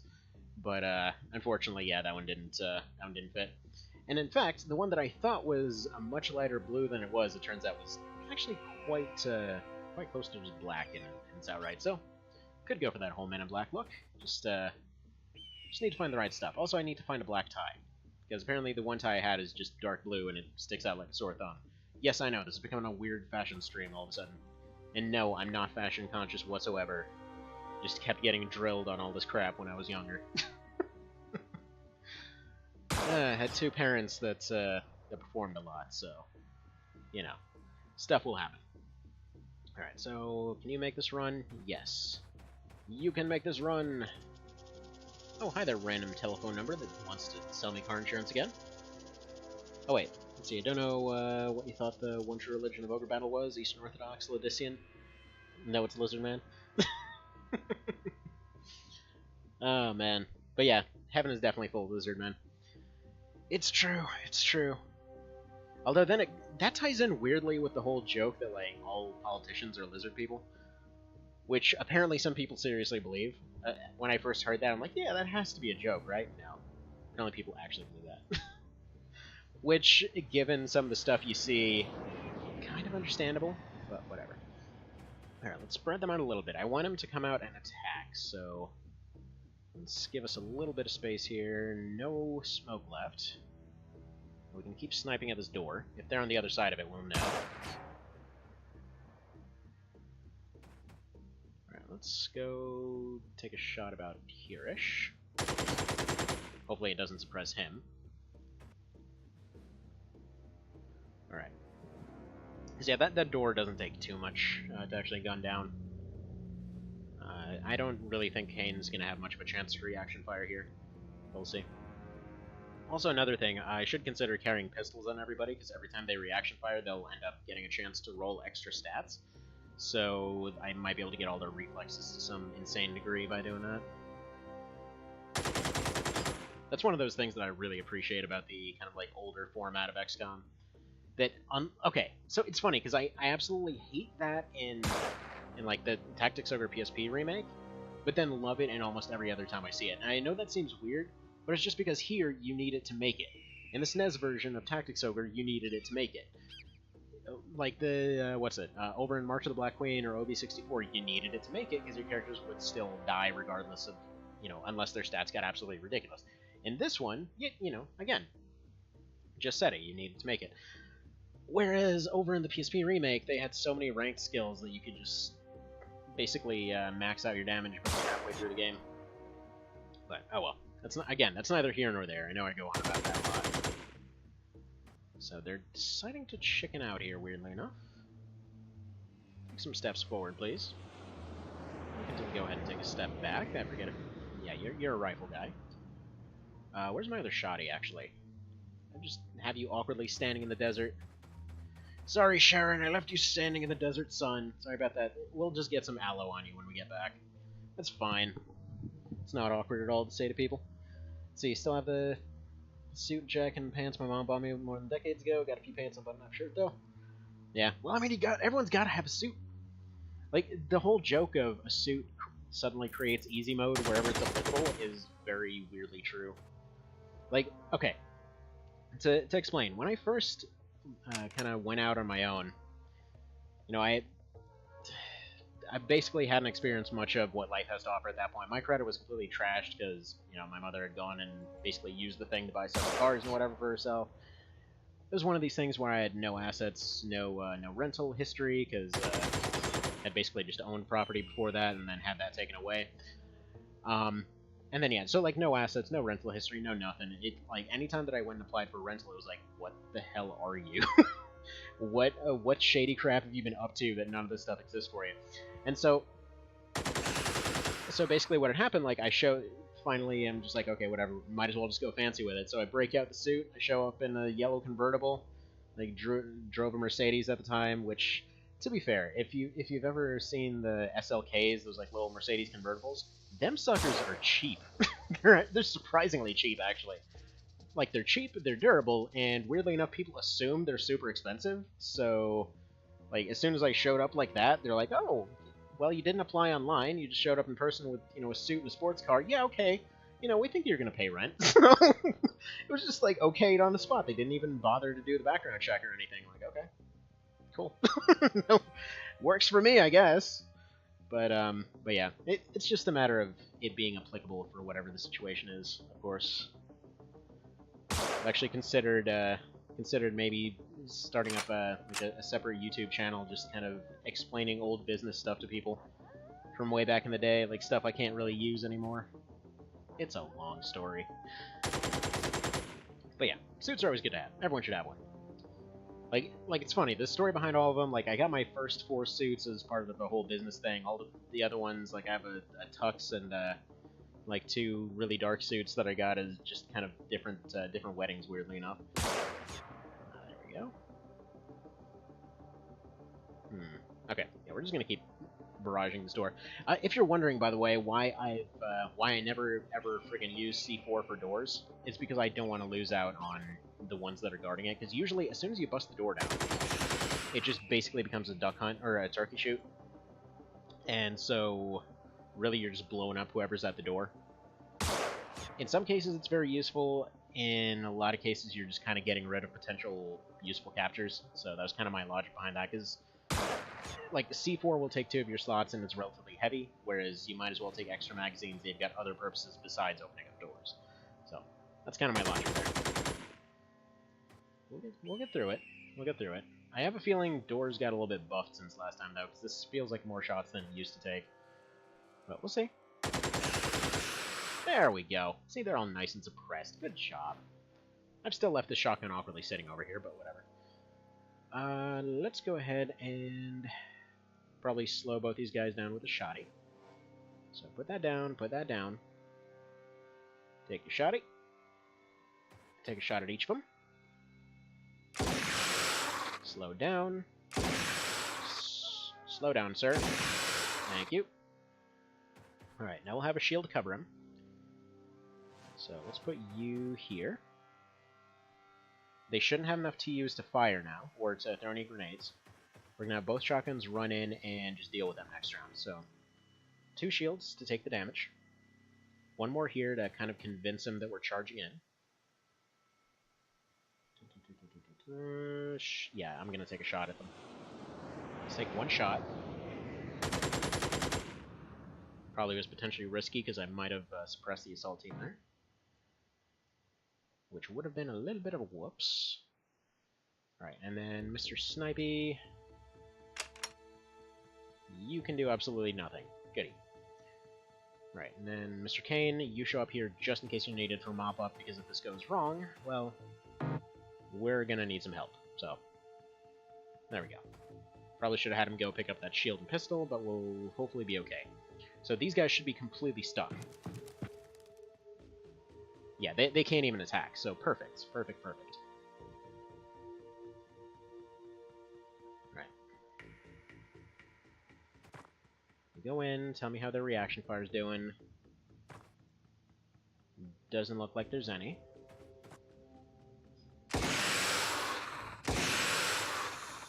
Dealt with.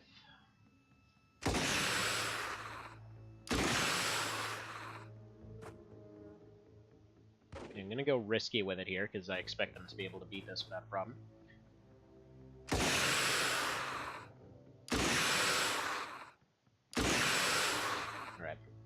So he's not a potential capture, but it's fine. You should have enough for running up and bursting to finish. Perfect. There we go. So did we get him? No, he died. The navigator died, unfortunately. Such is life. But everybody got points. Yeah, lots of extra accuracy on Sharon that time. So apparently that whole... you remember that one time when Elxanthus like went out and got like 27 bonus accuracy or something for making it through a mission? Like the thing had so many fights that they just got absurd stats afterwards that they were basically god tier. Well, turns out that actually wasn't supposed to happen. So I think that might have gotten nerfed this time. We'll see. It might have not, might not have. I don't remember if I actually saw a note about that. But there we go. We got half the ballistic set. Okay, so we've got that F-17 back.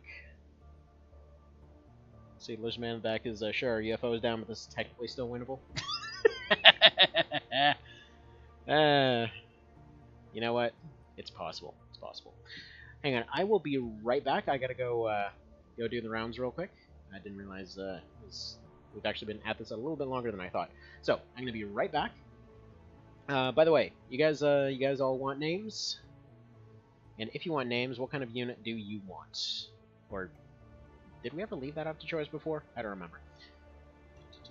Here, we've got two very strong dudes. We'll go ahead and give them some... Oh, no, wait, they're still being hired. Never mind. We don't have any names to hand out at the moment, then. Okay. So, hang on. Be right back.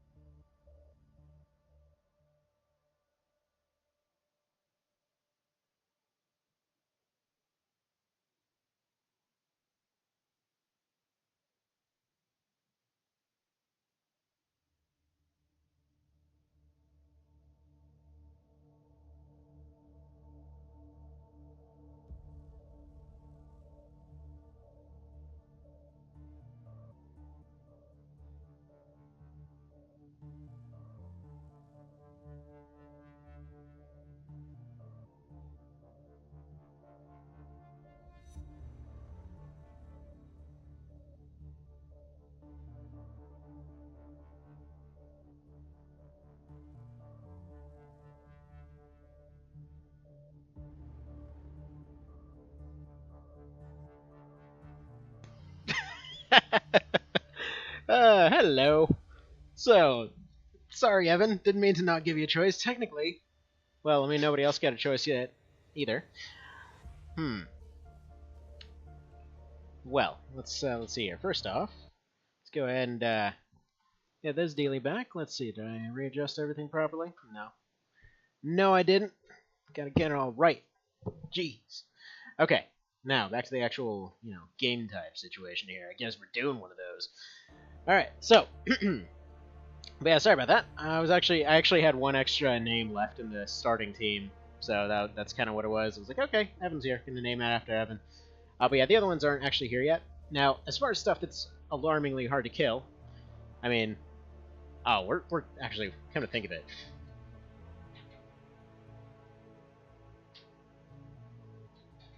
There we go.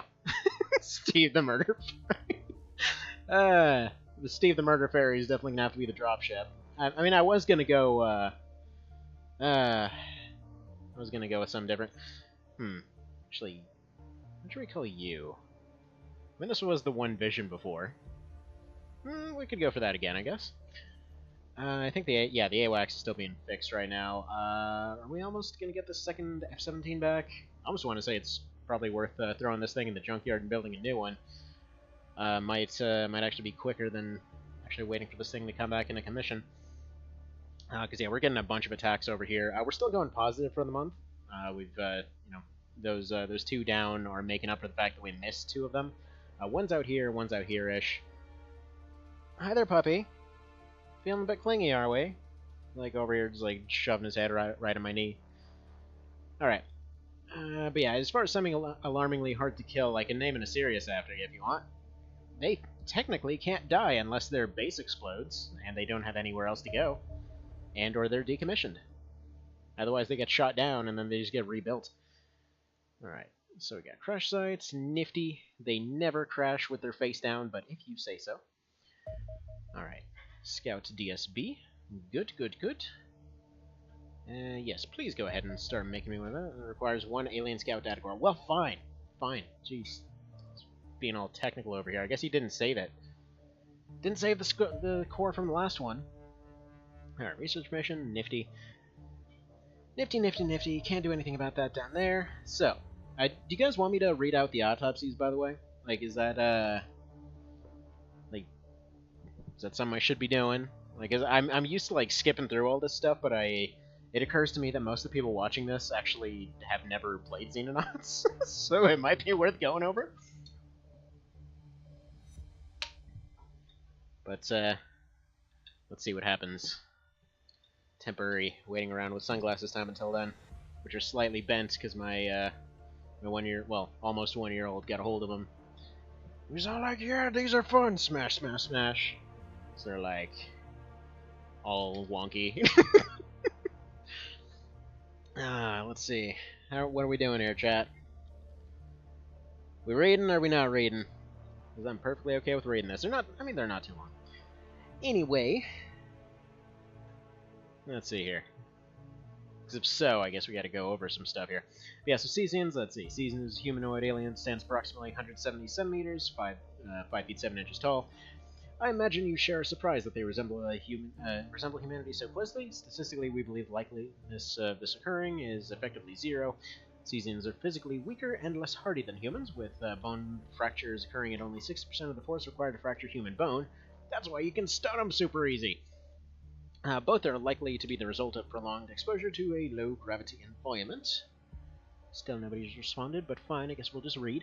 Their physiology is intriguingly similar to our own, with most internal organs present in a recognizable form and a remarkably similar skeletal structure. A couple of exceptions are worth noting. A substantially enlarged cranium contains a corresponding increase in brain tissue, that's why they're psionic, and vocal cords are atrophied to the point where verbal communication would be impossible. The latter suggests the creatures have transcended words, and perhaps they have a telepathic link with one another.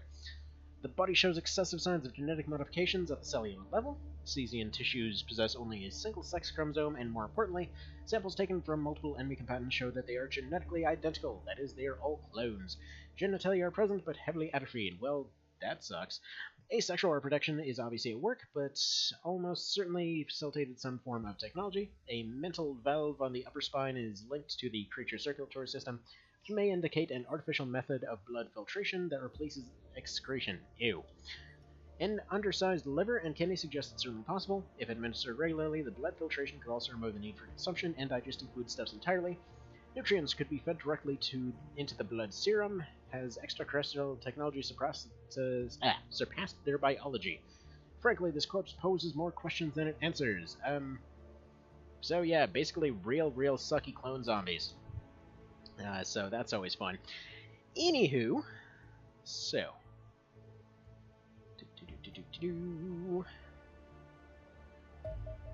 Know your enemy.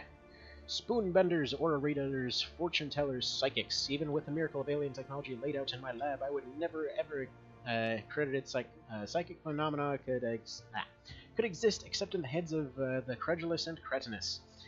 However, in the face of overwhelming evidence, what else might I call it? Psychics are real. I should point out, the one psychic that was actually there was dead. So, like, overwhelming evidence, there's a guy in a purple shirt. Oh my god! They must be wizards! It's now clear why the Cesian brain is supersaturated with alien nanoparticles. You didn't mention that earlier. These particles react with their unique brain structure in a manner we don't yet understand to power abilities that you or I would recognize as psychic. But while it seems that all Cesians have the potential for psychic powers, only a select few actually express this ability. Given what we know about Cesians, psychic abilities are probably deliberately edited out of the standard clone, reserved for an elite few. We have named them Scions and are recognizable by the lurid purple jumpsuits that they wear.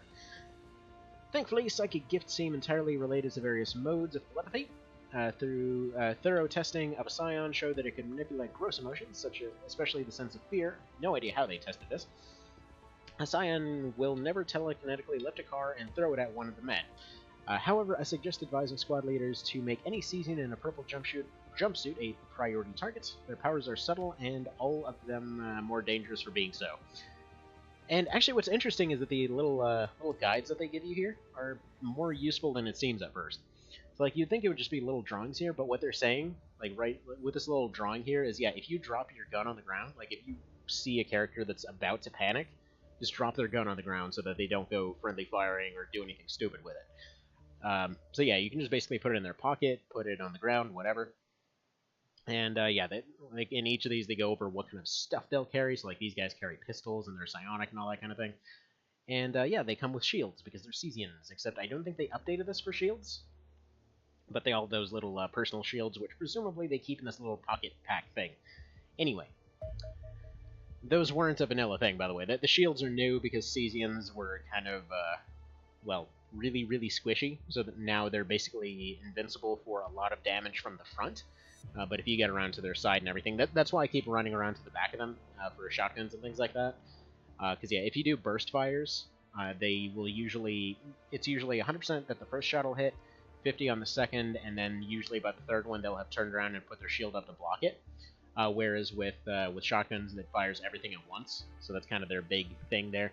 And it's interesting because, yeah, their main thing is overcoming shields, which the AI never used in the original game.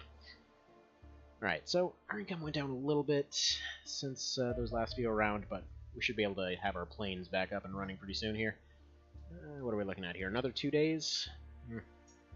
Could be better, but at least we're getting some research done in that time, right? Right. It's funny because almost all progress is always excellent.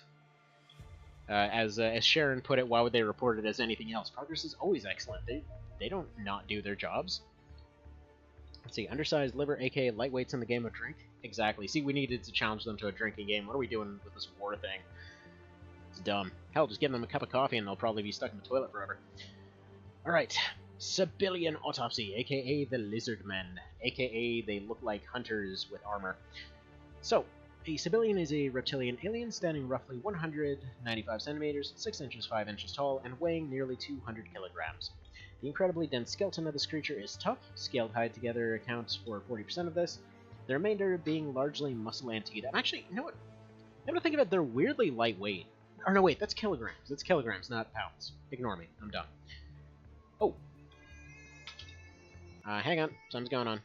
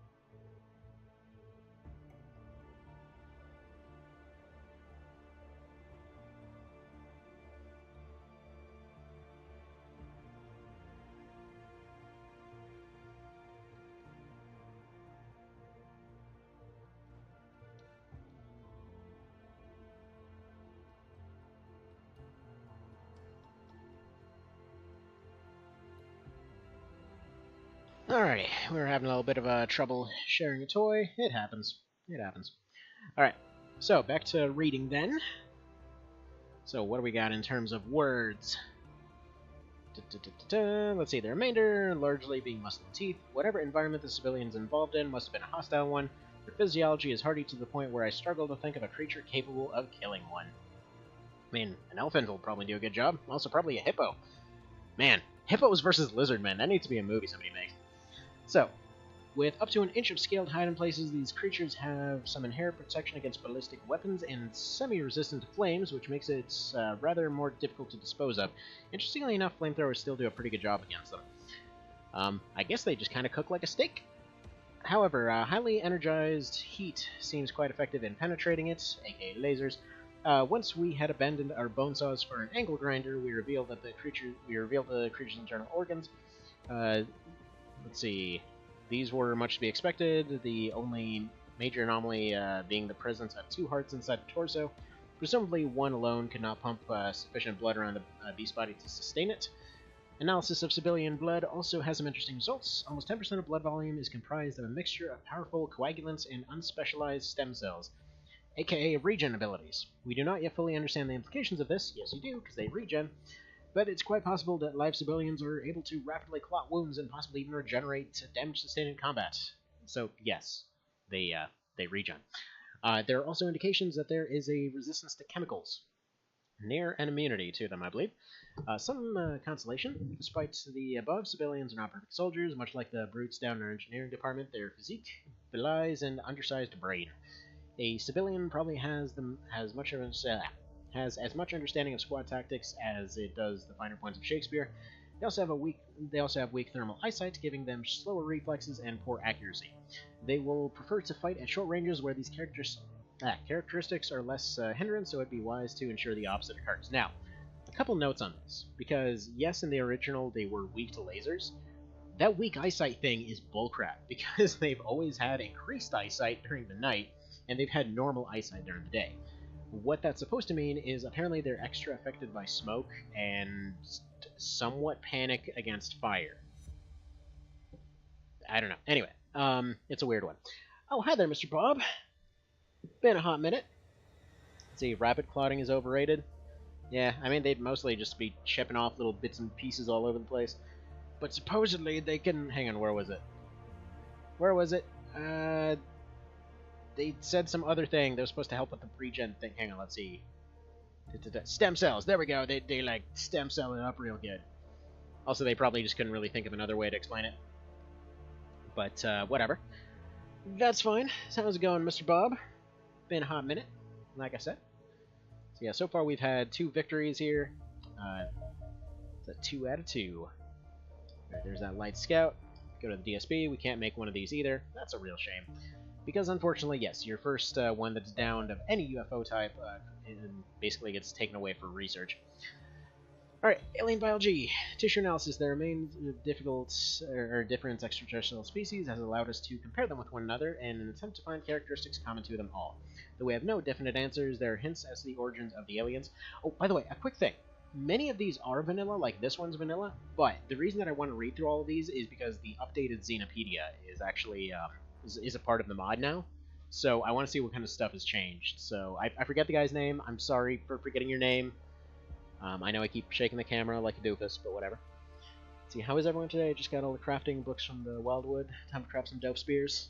Dang straight. Can go make some better pikes and things. That's some good stuff. It's good stuff. Anyway, so moving on here. There's strong similarities in physiology of all biological alien units encountered so far. For example, all are humanoid. Yay. All also possess a circulatory system and central nervous system, and yada yada yada. This is all well and good. This is vanilla. Chemistry. Yeah, okay. That one's not very interesting. We're gonna skip it. They're similar, is what they're trying to get at over the course of like 7 paragraphs. Alright, Cesian non-combatant analysis. From the earliest recordings of crash landings in Puglia, Italy in 1910, to famous incidents such as the Gateshead Grey abductions, humanity has held endless fascination with the little green men from Mars. Now that they're here with sinister intent, I've prepared a summary of what we know for your distribution, as our brave boys have slept through every briefing I have given. Perhaps you could invite them to a story at bedtime. It's unsurprising, our soldiers have torn through Cesians like a shark in a swimming pool, if you say so, man. Several subjects we brought in for study are ill-prepared for a fight. Cesians in red jumpsuits seem to fill non-combatant roles, such as technicians or navigators. Not anymore, now they're also beige. The beige toids are the medics, I believe. Given their identical genetic structures, they may be manufactured on a production line basis and then programmed to meet specific manpower needs. Like our own pilots and engineers, they are only lightly armed and perform poorly in groundside combat. Their jumpsuits are resistant to impacts, but while it can absorb a 9mm bullet, it's considerably less effective against a hail of rifle rounds. Also not true, it cannot absorb a pistol bullet. I would expect to find non-combatants on every UFO you bring down, but never in any dedicated combat role.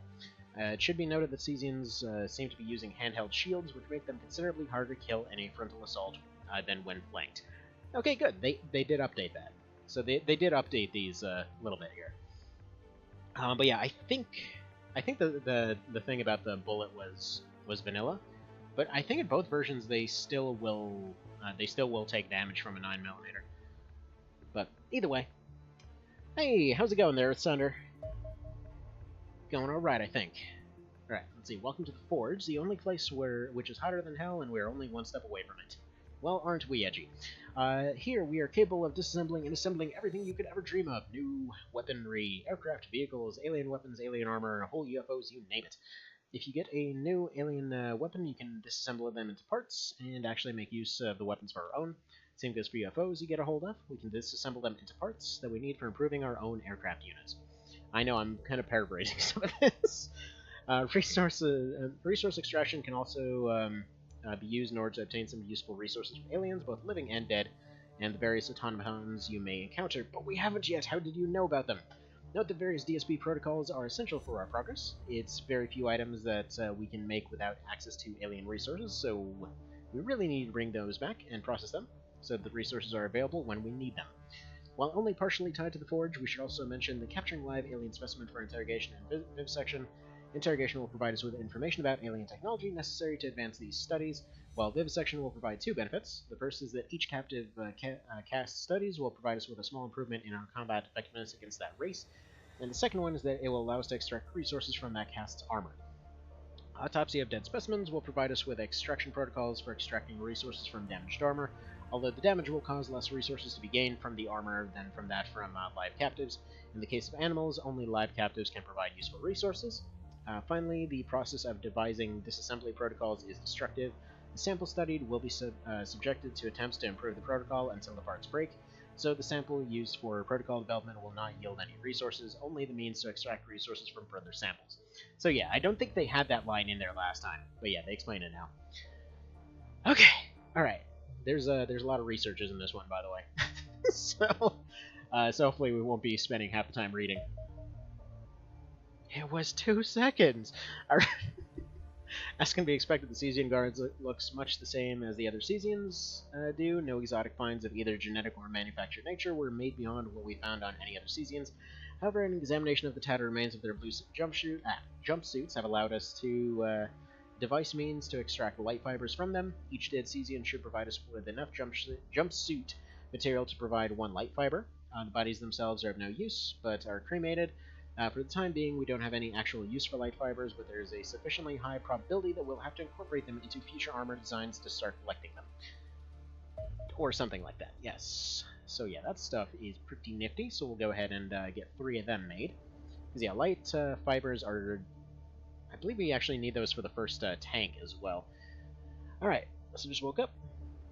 Mix that with the coffee. Exactly. Gotta make out with that coffee. Let's see, what company made this game? Same as Comet, how's that feel? No, this was made by... I think it was Goldhawk. Basically, they were going for a very, like, old-timey XCOM feel. But I should point out, the original actually had a very different thing. Like, the XDiv mod here, X Division, uses the same kind of turn unit formulas as vanilla XCOM did. So, for example, with a rifle, you fire 2 bursts and then 1 single shot most of the time. In the vanilla game of this, it was just like 1 burst and 1 shot. So you basically got a lot less shots than the original in the original Xenonauts. But then the aliens were also kind of dumber and they had less stuff going on. However, they also, I guess, dumber but more. I don't want to say necessarily more aggressive because it depended. Like, it was like the basic variants were really, really bad, but then you got to the elite ones and they would just like show up out of nowhere and ambush you, and it was just like a total curb stomp kind of thing. But then a lot of it was also due to the fact that the AI seemed to occasionally be cheating, kind of thing. Like, you'd, for example, be walking through a forest and then suddenly a bunch of grenades would fly over the tree line, and just your entire squad gets wiped and everybody panics and then everybody else gets mind controlled. And it's like, okay, that was impressive, but you totally cheated, because I've never seen a single one of you. So there's that. But yeah, no, this one takes basically tries to take the best parts of Xenonauts, so like, for example, the suppression system, the way that like the setting that it goes for, because it goes for a 70s setting instead of kind of modern times, the expanded weapons and all that kind of thing, the different air game that it uses. So basically, it takes and expands upon that. It takes the same kind of stat system, which is very similar to vanilla XCOM, except with slightly different stats. So, for example, your accuracy is just your accuracy and all that. You don't necessarily have, like, throwing accuracy and that kind of thing. For example, like, before it was, like, you had throwing accuracy and regular accuracy, which led to some cases where somebody was really good with a grenade but couldn't hit crap with a pistol, for example.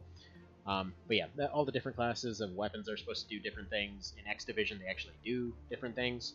It's like you can basically double suppress with a shotgun. You can pretty much lay stuff into the ground with the machine guns. Long range for the rifles. These are just kind of variable depending on your situation. These can be used with a shield. Like, there's all kinds of stuff. Not to mention they had a vehicle system that was a bit more expanded, so you could actually change your different loadouts on the fly. You could rename your cars and that kind of thing. You could build different kinds of cars and tanks on your own without going through all the extra steps. On top of that, they actually took the whole thing where you used to be able to go build laser rifles for infinite money, and they basically turned that on its head, because as soon as you research laser rifles, you can go to the sale menu, and it's like, yeah, they're selling them for half as much as we made them, and then they even put out a little note like, we tried selling them, but it's somehow everybody already knows about them. So all the countries have started deploying them in their like terror missions and whatever. So like, you'll see civilians and stuff like that coming out with laser weapons out of nowhere. And they're like, yeah, the friggin' Russians came and stole them. They stole the blueprints. But let's see. Sounds super fun. 11 depth games. Yeah, X Division is amazing, dude. This mod is awesome. And I had a blind Ironman run going for almost a year. Actually, no, I think a little bit over a year. And it just got into an endless stalemate by the very end. Like, it's about as forgiving as original XCOM in some ways, where as long as you're still willing to play, you can still keep going. So it just kind of wound up in a permanent stalemate, but either way. Let's see. Civilian guards, not much different from inside compared to other civilians. They are a little larger and stronger than the civilians. Civilians. Say that friggin' 20 times fast. Who are neither small nor weak by any means, with a green hide and are equipped with an armored vest. Ultimately, the civilian guard body is of little consequence and has to be cremated, but the armor, while damaged by the process of killing the creature, can still be used to extract light fibers. We were able to extract light fiber from each civilian guard recovered. We have yet to find a use, but we'll use it to improve our armor later. Goody! Alright. There we go, so we got a couple of them. So we need 30 for a tank, by the way, just for reference. Unless that's changed, of course. Yes! Stun weapons! Okay, we're running in the dark, and that has to change quickly. We don't know why the aliens are invading, what their goal is, how their tech works, or anything else related to this invasion. The only thing we know at the moment is that we're losing. Yes, I said it, we're losing, and I'm already pretty tired of it, frankly, but I've come up with a plan to get us caught up. Here's the logic. We don't know the answers to any of these things, then why don't we ask those who do? That's right, I want us to capture some of these aliens at close range. Where's the close range joke? I want it in here. Actually, make that a lot of these aliens, and then I want to interrogate them. By interrogate, I mean torture, burn, electrocute, bludgeon, drown, and do whatever else I have to do to get the little gray monsters to spill their guts on what makes this invasion tick. But you're a smart person, you know that that's not going to work. It's not going to give you good answers. It's not going to it's not going to be pretty, Commander, but I expect that when this war is over, I'm going to want to be alone with my thoughts very often. But it has to be done by someone, and I don't trust anybody else to get it right. Now, we're not entirely sure how to go about capturing these aliens yet, but our preliminary research into the alien biology indicates that they have nervous systems similar to ours. Their cells communicate via electrochemical signaling, and it can be temporarily disrupted by high-voltage interference. I put weapons together that I'm calling stun batons to deliver such a shock, but they haven't actually been tested on live aliens yet, only corpses. We're not sure how effective they really are, and that's the downside, number one. Number two is that stun batons are in melee range only, which means that they're going to have to get up close. In close range, but the joke still isn't there. So you're gonna have to run up to an armed target with an electrified stick and whack them until they stop moving. If that doesn't work, well, you're gonna have to... we're gonna have to up our recruiting numbers next month. Best of luck in the first few attempts to send an alien, you're going to need it.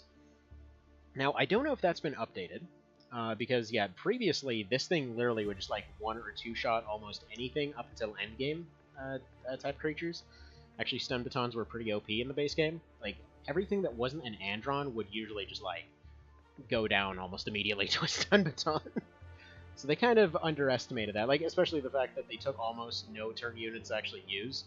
So you could, like, clear a really long distance. You could clear, like, 30 meters and then just, like, run straight up to them and whack them a couple times and then that's it. Alright, anyway, a quick thing, by the way. Where is it?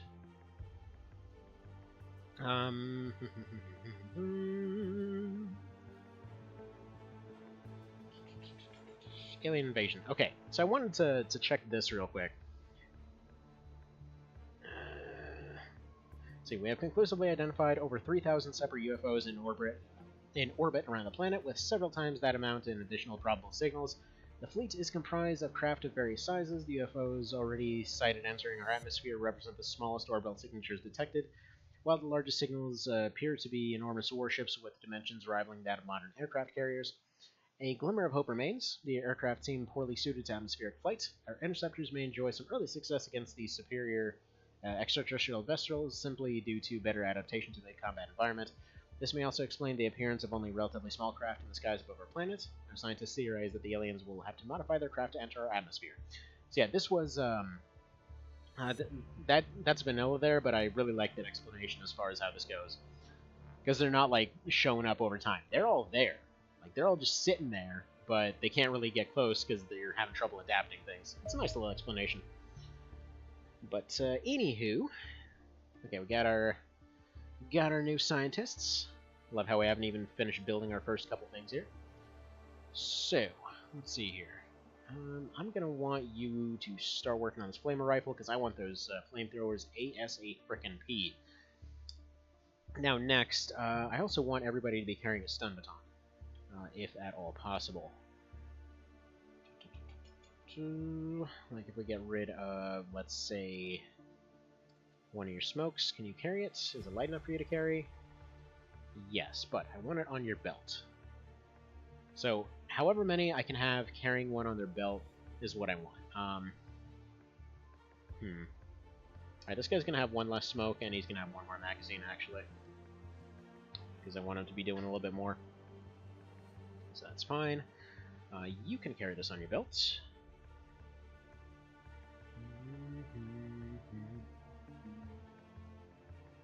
There we go, and probably one more. Do I want a smoke or do I want a grenade? I think I want to. I think I want more shoddy rounds for him, actually. There we go. Pop them suckers right there. But yeah, it's slightly cheaper to whip out a baton from your belt than it is to get it from the backpack. That's why I'm having them do that. Alright, somehow she didn't get more points. You did, though. You've got just enough for a nice little baton on your belt. There we go. See, it's a happy little baton just kind of sitting there. Let's give you another smoke, and that should be alright. So that's enough reading for the moment, I think.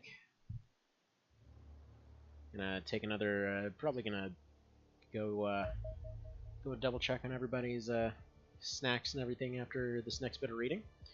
Let's see, our xenoscientologist has been compiling information on the civilian race. Most of it, while interesting, is relevant for field operations. I've taken the time to compose a summary of useful information for the men. I'm sure you've heard the self-congratulations and backslapping going around the locker room over the success of the last mission. I hate to turn those smiles into frowns. Actually, I don't, but many of those hard targets were amusingly enough not intended for ground operations. From our data, we have strong reason to believe a sizable number of subjects recovered are non-combatants. They form the operational core of any UFO crew, acting as pilots, engineers, navigators, and other essential non-combatant roles. They have neither need nor are given more than basic training in combat, are armed with pistols or rifles at the most, and only have their naked, if resilient skin as protection. Incidentally, I have to chastise some lab assistants for skinning civilians and selling their hides to your men. Did you know that Corporal England is an amateur leather worker? I should check their uniforms if I were you. Okay, we have to name somebody. One of the corporals is going to get named England after that. Our xenoscientists, Scientologists, theorize that they are either a slave caste bred in their millions to serve their needs of the higher echelons, or younglings who have yet to find their position within the larger social group, and are assigned duties suitable for young aspirants who cannot yet be trusted with a gun, but they have one. It's extremely unlikely that your men will see them in any dedicated alien combat operation role apart from their service roles. But yeah, they've got like a little computer on their hand. They got their little Pip-Boy. It's funny. They're all strong and crap. But somewhat resilient to bullets, which basically means you gotta shoot them a couple extra times. Because if you didn't know, this game actually has an armor system similar to the old XCOM, except I don't believe it's, I don't know if it's actually as directional. Like, I think it might be omnidirectional for like, the basic armor and all that kind of thing, but I'm not sure. Okay, so we got flamer rifle is here. They flame stuff real good. No new research from that, though. Let's go ahead and do interrogation. There we go. Yeah, so it seems like a couple are just fine for the whole DSB thing. And unfortunately, with a flamer rifle, there's not going to be well, you need a lot of them for a core now, by the looks of it. Okay. So they finished with that first one. Let's go ahead and dedicate them over to this, and then hopefully by the time they're done with this, they're going to be able to build the first Sirius. Okay, there we go.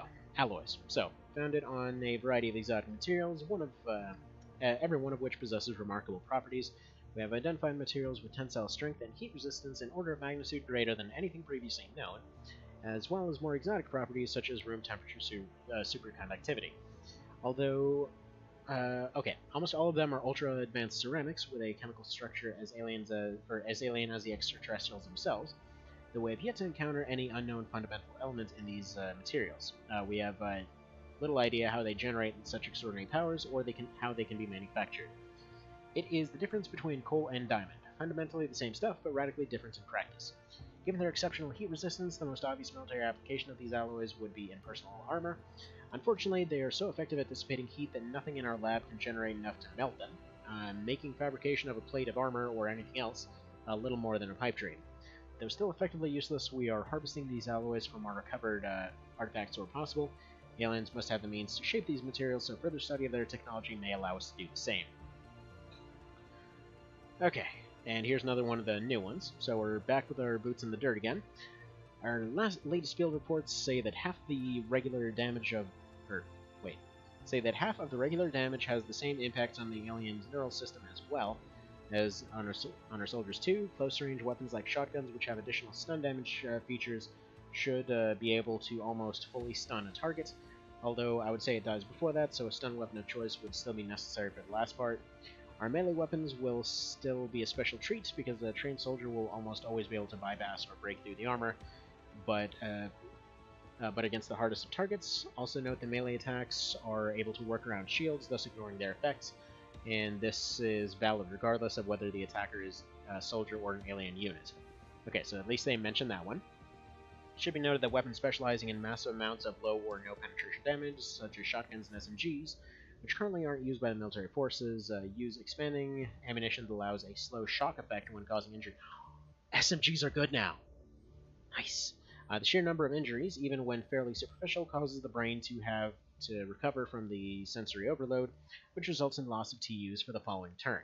While the information so far is limited, it seems even robotic units are affected by this effect, possibly because of short-circuiting. A very similar but technologically distinct effect is created by artificial shock weapons, such as those used by Cesians, where biological units are disorientated and subjugated to spasms through the electrical current, playing havoc with their nerves, while robotic units have their circuits temporarily disabled by EMP effects on top of any direct damage EMP effects present. Also, if your men think they can unconsciously sleep through a mission, you should wake them up with some special adrenaline packs, which you'll find in the med pack. Okay, good. We already know about that one. And while we're on the subject of battlefield conditions, it's time to bring up the subject of morale. The regular stress of terror and confusion in combat is bad enough, but when you bring in psychic attacks, things can go downhill quickly. Our soldiers' base morale can improve through various kinds of combat experience, and the higher it is when disembarking the battlefield, the more stress the soldier can withstand before sinking to a dangerously low level. So every piece of hard-won morale, also called bravery, is valuable. A universal battlefield experience, at least for humans, is that of having buddies at your back, provides a morale safety net. So the 2 soldiers with the highest rank within 10 soldiers bolster the morale of the soldier through the comfort of having support in hand.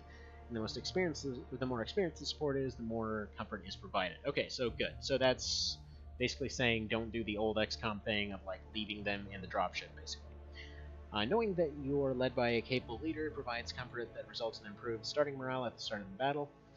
The worry of having to babysit privates will lessen the effectiveness of leadership on the rest of the team, which means the bonus effect is smaller when this is the case. Oh. Okay, so privates actually lower morale. I guess that makes sense. Fair enough, fair enough. Various battlefield experiences whittle away at the effective morale, although there are a few that are positive, but generally stress will grind morale down during the fights, although the buddy safety net will not be lost unless the buddies are lost or too far away to lend support. So buddy support provided at the beginning of one turn may change the beginning of the next one depending on how units move or die, but moving back into support range will regain the buddy support lost. Okay, gotcha. Flying attacks are particularly potent at reducing morale, but death of humans, civilians in particular, shakes the morale.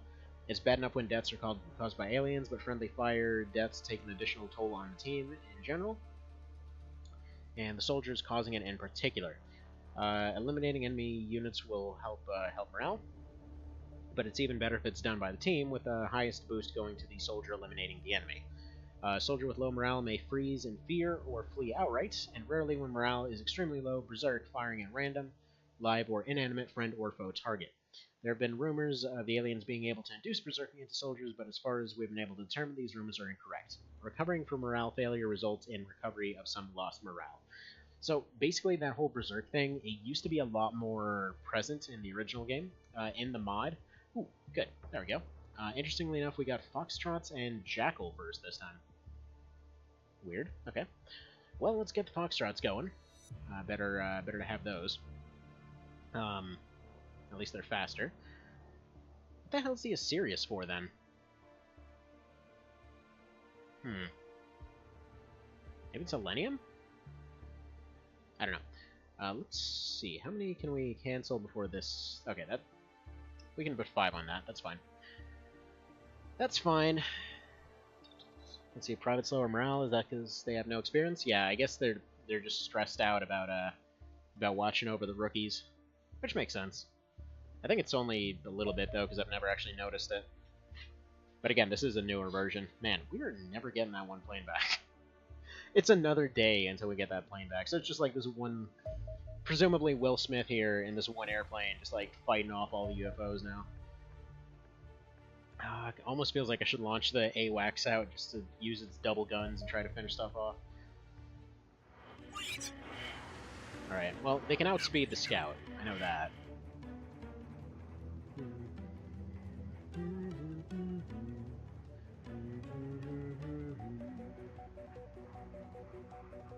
Because, yeah, they can just kind of outmaneuver them in this little zigzag pattern thing. Alright. Gotcha. Let's go ahead and dodge that.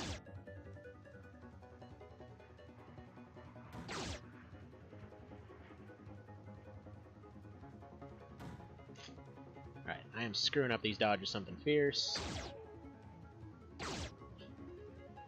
But there we go. Made it around to the back. Now we can slow down. No contest. And get right up all his up his rear end here, as it were, for lack of a better way to put that.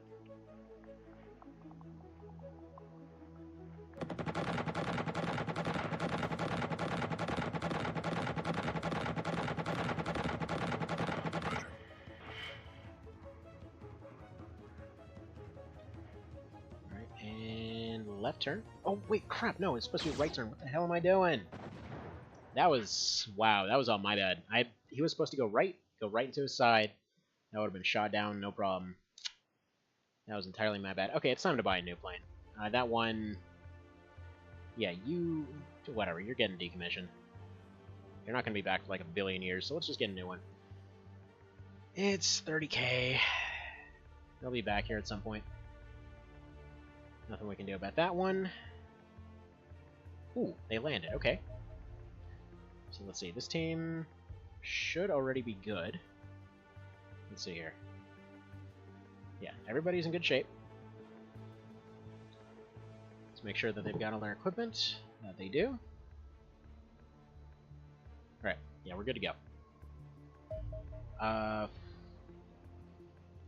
Let's send the helicopter right here.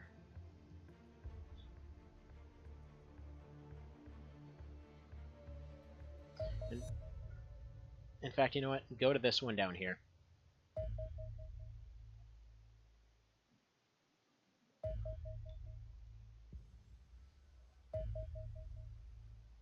Okay, patrol for a second. Have our new plane back? No, we don't.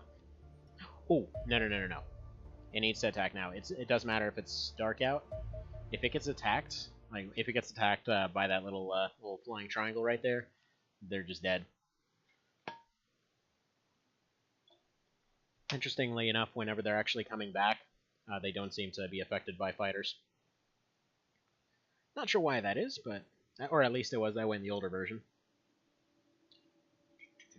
So yeah, night mission. That's horrifying, but hopefully we should be okay here. Alright. Do we have any... okay, we do have some smokers up here in the front. Now, we're hoping for anything but civilians, because, well, that would suck here. We're just going to go for basic smoke here, because I'm probably going to need to be a little bit more directional about smoke since it's nighttime.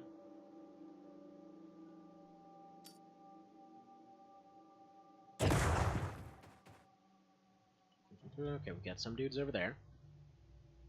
So we got a little bit of support.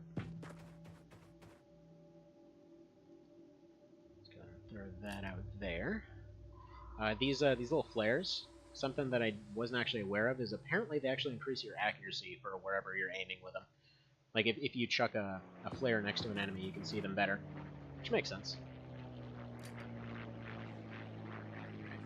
Now, unlike vanilla, you can't throw 3 flares around. They actually cost the same as a regular grenade toss. So let's put Elxanthus out here. I want to try and have eyes on as much ground as possible right now. Put you here, probably smoke up this direction.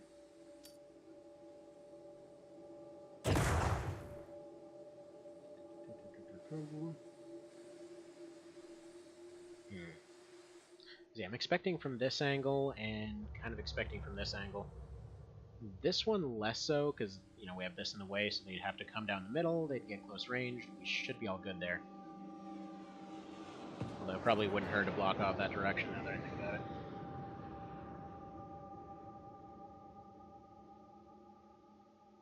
Alright. Let's chuck it vaguely in that direction. So nobody's pulling off any snipey business. Alright.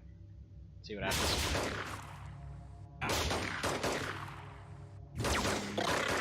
Okay, Cesians. So that's fine. That's fine. Might potentially let us get some more captures, too.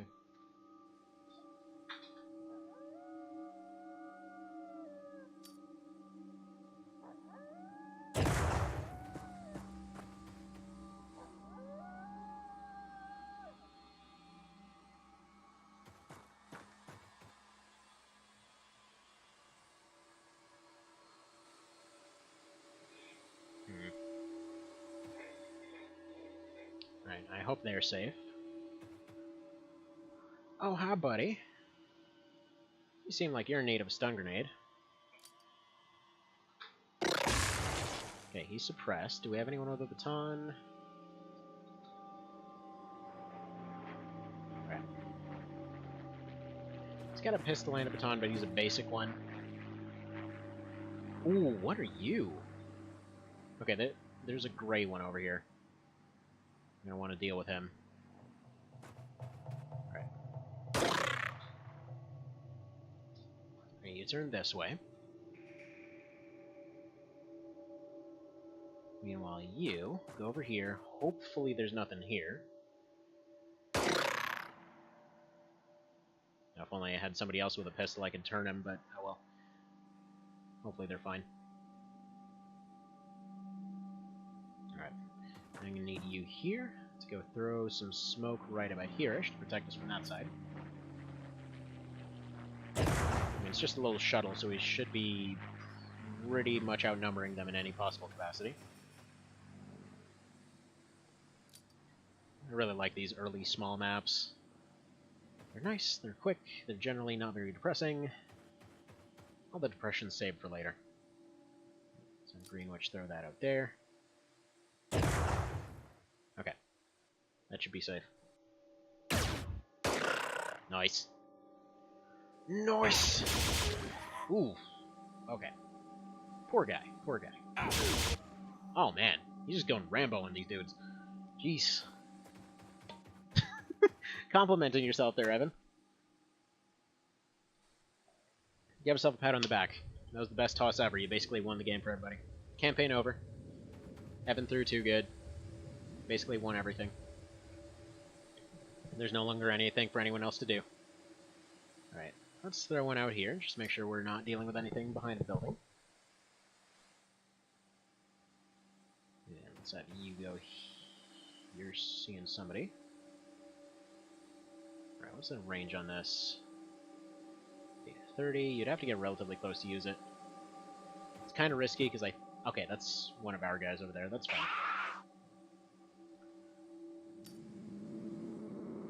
Okay, so he's suppressed. Now, big question here is, does this guy have a lightning? Okay, he does have a lightning, so toss this away, pick this up, and probably put away these cartridges. And this magazine, and the smoke, and the shield. Just take everything. Actually, probably put some of this stuff back, because you might need it. Pick this up, too. And so now we can get some more xenomorph captures. So, let's put you right here. They should probably run up. He should hopefully try to stun them. Sharon got on hand. Might be worth trying to shotgun this guy. Okay. Just have him take one random pot shot. Evan, you're gonna drop your shield. And throw some smoke out here.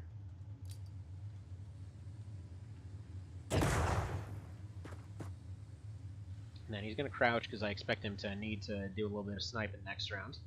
Because we're probably going to see xenomorphs popping out all over the place. Okay, this is a low percentage chance. There we go. Worked out fine, no problems. We'll go pick up this pistol. Or in fact, no, she can take this baton. She can stare that way just in case.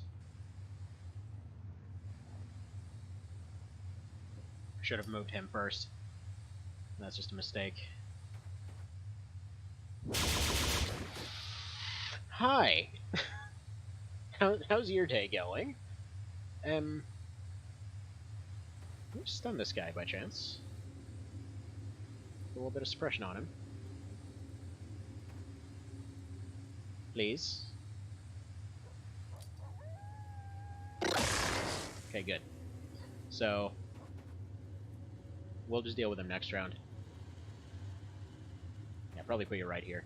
I don't think there's going to be anything else down here, because that's map edge. They usually don't hide in the very corner. They probably... Okay, there might be one back here, but given their numbers, it's unlikely. Alright. Moving on. Yeah, he's just going to get gunned down. Gonna get gunned down real good. Nerf him in the next patch? Maybe. It's not my choice to make anyway. Right. 26 to burst, so yeah, he can get right here and burst this guy.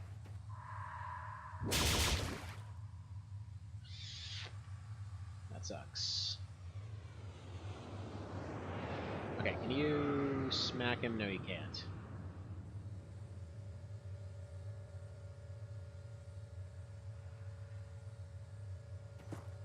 Okay, this might work. Except it didn't.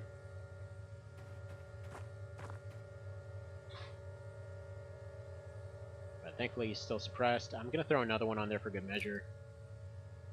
I don't think it'll do anything extra, but it's worth a shot. What I'm thinking here is basically I want him to be in kind of sort of cover here. If they come out of here, they just all start piling around, they're probably gonna have to go around.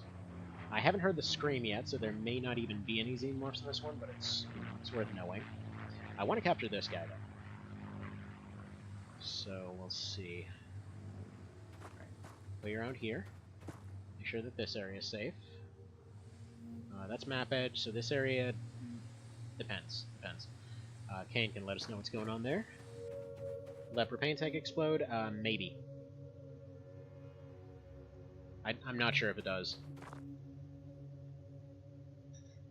This game actually doesn't have a whole lot of explosive props or anything. Okay. Alright, Mr. Shady. I would like to have you introduce this guy to your rhymes, please. Also known as a machine gun to the back of the head. Alright. And then you. So, like I said right there, like 100% chance for the first, much lower for the second, and then just goes downhill from there. Right. I'm gonna need you to hit this guy, please. Perfect. What was he carrying? Okay, phaser and shield and one stun grenade in case we need it. We may want to pick up one of those stun grenades and just kind of chuck it inside. Yeah, that sound is weird.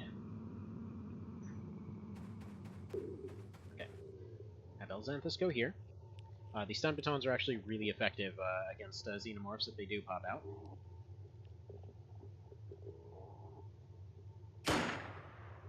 Okay, take a relatively accurate shot, which is hilarious when that happens to consist of an entire 2%.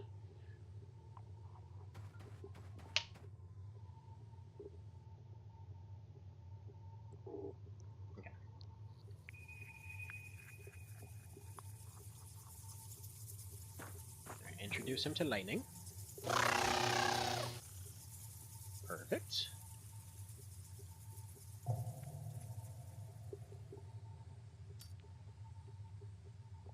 We'll darken up this door.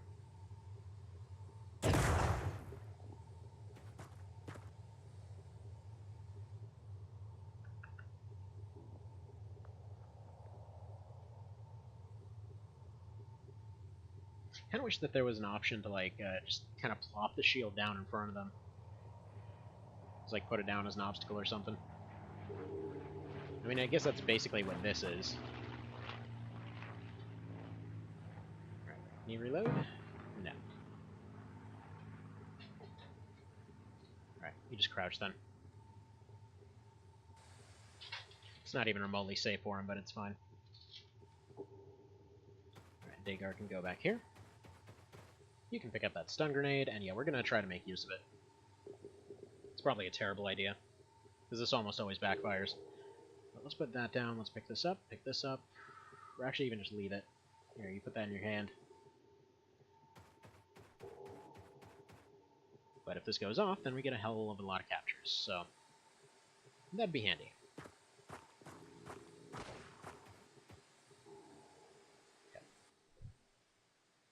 How's it going, Rockstar Dad?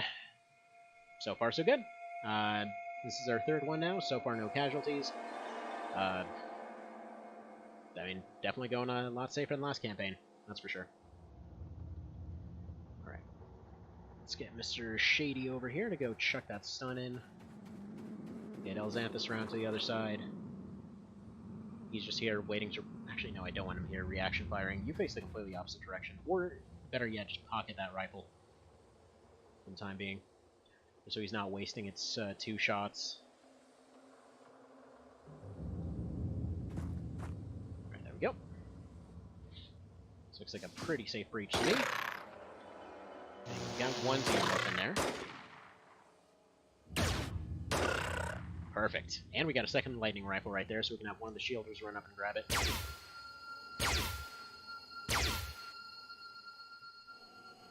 Good job, Riot Shields. Good job. Okay, bye. I'm not sure we're going to be able to capture that one. Never played this game. It's pretty darn fun. Basically, it's like old-timey XCOM, but, different. Please live. Thank you. Okay, you can get one smack. And then turn around. You should hopefully be able to eliminate this guy. I hope. But yeah, basically this is a mod of a game that is a remake of the, well, a kind of sort of remake of the original XCOM. So yeah, bit of a long title, but a really, really fun game. So I won't be able to capture this guy, but we will be able to do one of these type. Oh no, he's a... Okay, I had to take that hit there because I wanted to guarantee that he'd be able to make that shot. If he took a step back, he wouldn't have been able to fire a second time. And, okay, then there was one. And thank you for the, dang it, what the hell just happened? Thank you for the follow there. I think that was Rockstar there, right? Does it tell me? Yes. Also, thank you PLG Dark for the follow as well. Sorry about missing that. My setup is a little bit different from usual. CG's after farming 378,000 goth in TO, think I can finally upgrade. What did you go through, after Frompa, did you finally sell all the boulders you got? All the boulder armor, everybody gets all the boulder armor. It's kind of funny, because you see, like, you still see piles of similar items, but they end up taking a different role than they did before. Alright, can I do anything with Elzanthus here? Let's see, if I stun baton, we might be able to get 4 hits off on this guy, then he's going to get a full attack off, which this shield might not be able to withstand. Do you have shoddy or rifle? Yeah. You might be able to break the shield, so you drop that. Drop your shield. Probably take a burst here. We're just going to try to break his shield. So she's going to take a burst, she's going to take a single fire, and then... Oh, she's not going to have enough to get out then. Okay, just get out. There you go in, you've got a full shield. Does he have a grenade? No. Just got smoke. You've got a stun, though. Do it. Okay. And then if I can get him to run around, pistol him from this side, then I have the stun rifle go that way. That should do the trick real good. And I guess we can just put this stun grenade on the ground, because we're not going to be using it. Let's go ahead and bring these guys back around, because we're going to be needing them pretty soon. More than likely, anyway. And then worst case scenario, we bring the heavy gun in there and just, like, pop him right in the face. We'll see, we'll see. See, recruiter strat and take and sell all stuff. Hell, you don't even need to sell all the stuff, you just get plenty without that. Alright. See if you can get some shots from here. Nope. Nope. Alright, throw this to the ground. You pick this up.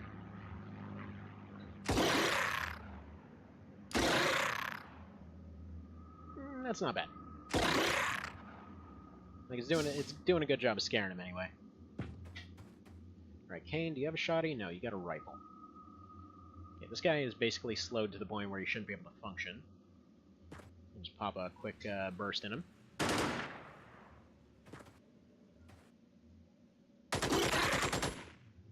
Excellent.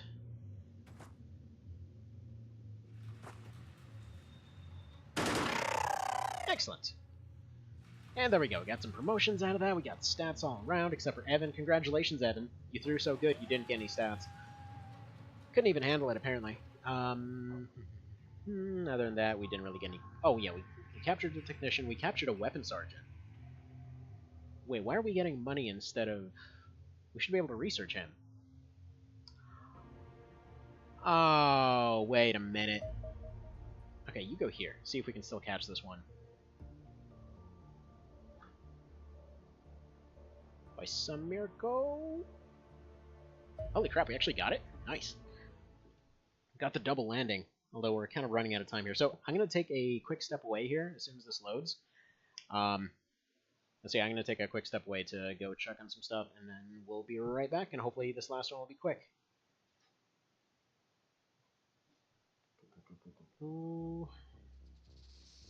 What the hell?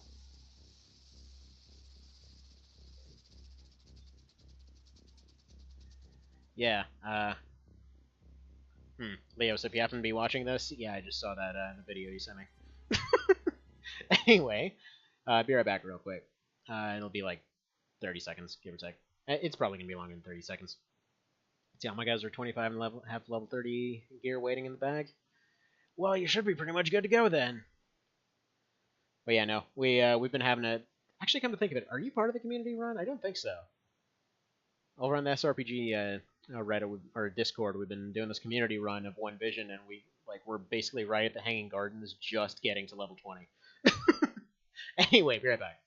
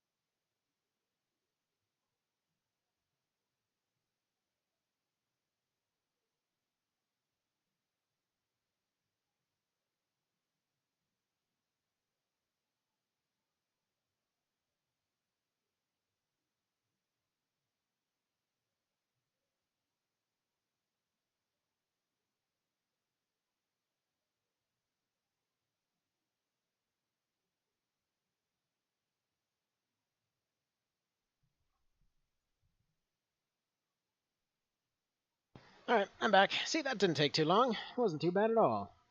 I don't think, anyway. Alright, let's do this. Man, I'm so proud of my daughter right now, though. So we've been doing this potty training thing for a while now. And, you know, was worried early on and everything, but at this point it's literally like, it just gets mentioned, and she just, like, runs off, grabs her iPad, hops on up there, just basically handling it on her own. Granted, some days it's more of a fight than others, but still, so proud of that kid. Alright, so, let's see here. I mean, we got a nice spawn, although, that being said, this map has caused us some serious problems before when I've said that. Because I think this is the same one where we kept running into a whole situation here where we're right now in the open, and then they surround the walls, and then we're just completely pinned down, etc. So I think what we're going to do is, yeah, just put all that smoke out, put people against the walls, stick some dense smoke up here.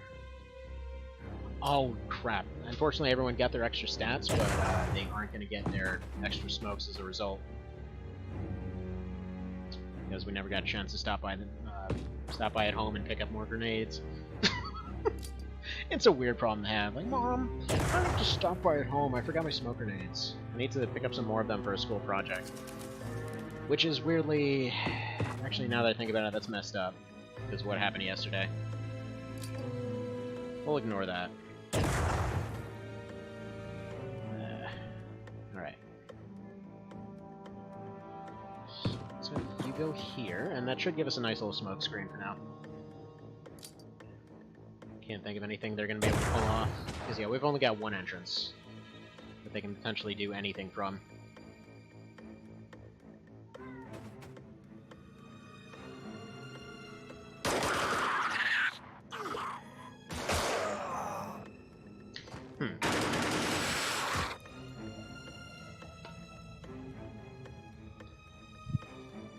wonder if it's possible to have, like, the XCOM EU landing things on this.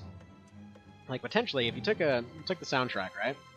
But then you specifically managed to assign one of the soundtracks to only be for a specific mission type, and then you just basically recorded a constant loop that was like 10 hours long, but you had the audio for the little landing dialogue at the very start.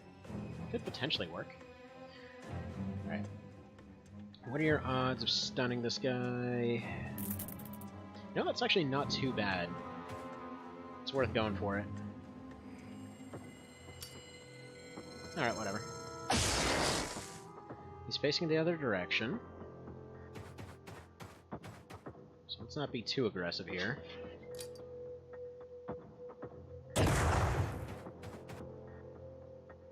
I'm thinking heavy smoke through the doorway. We put 2 shields facing him, 2 shields facing the other direction. Poor guy falling off a cliff again. Hey, what about you? That could hit, can it? Almost. It was worth a shot.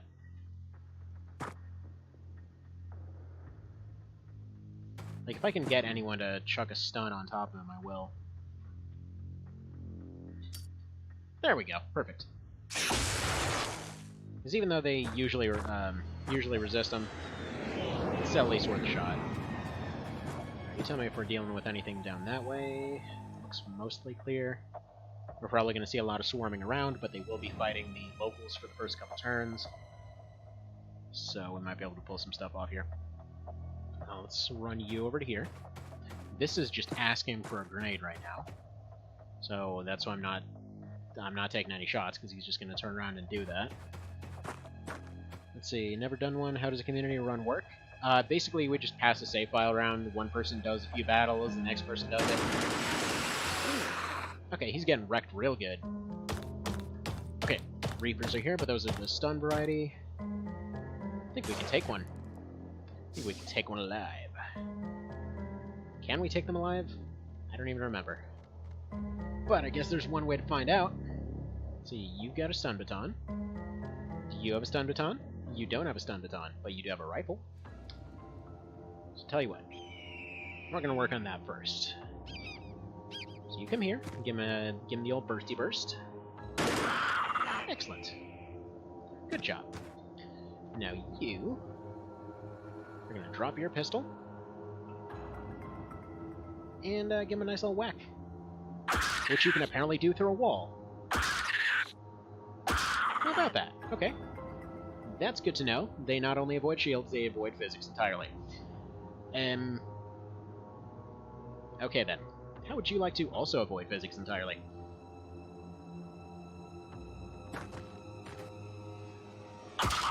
This is realistic. These guys don't have stun batons, but you can drop it and pass it on to the next guy. We're going to put you in a little bit of a dangerous spot. There we go, pick up stick. Use stick to make friend. By make friend, I mean knock unconscious, hopefully. See, they're not resisting, though. So this is technically possible. Elxanthus can maybe get a couple hits off of that baton. It's the community whacking stick. Alright, communal whacking stick is being a little bit disappointing.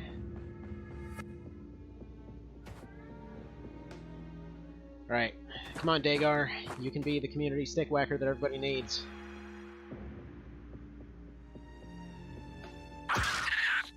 Dang it. Alright.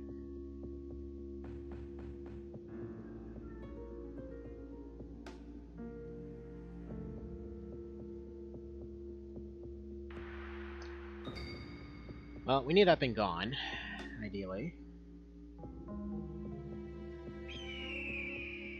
But that being said, it should be pretty close to being knocked down, so if I can just get rid of that guy. Alright, Braxton, can we not lay down on the wires, please? Thank you.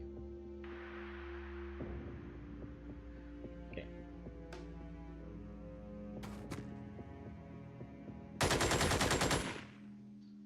Sucky!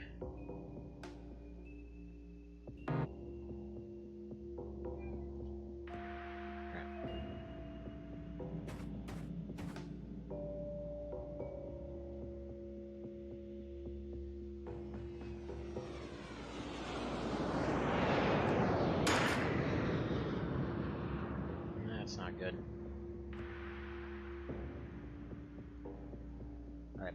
He's probably going to knock some dudes unconscious. We can deal with that. That's why I'm not too worried about him, and why I'm trying to go for the capture here, by the way.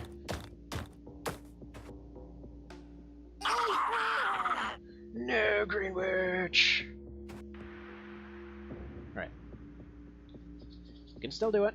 We can still do it. We're gonna give him... Alright, seriously, stop! What are you doing? Calm down. I know. Intense snuggles. Chill out. Practically ground humping my chair over here.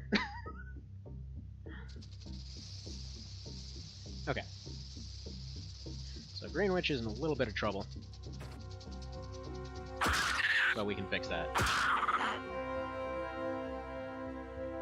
drop the stick, pass it to the next one.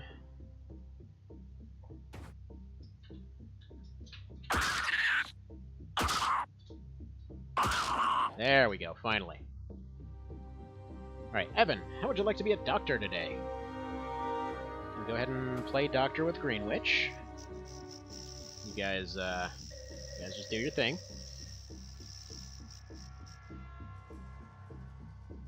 Right, Reaper Bull.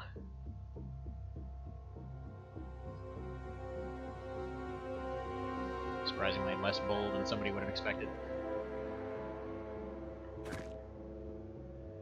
Okay, and you're gonna go around the corner. Go for a little bit of damage. Unfortunately, it didn't work out.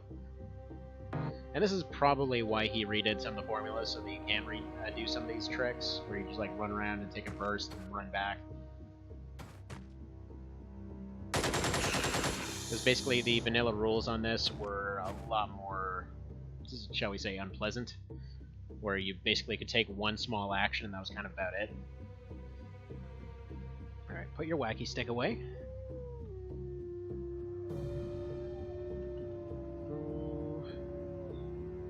Man, all these wolves, though.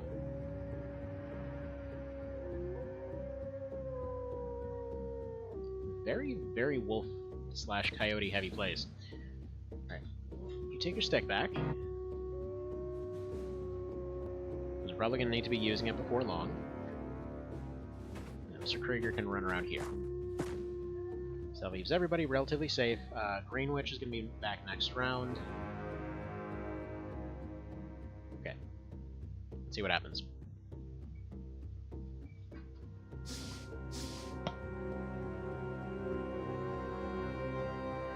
Now, unlike Xenomorphs, these guys don't come in as big of numbers. So, not expecting that to be much of an issue.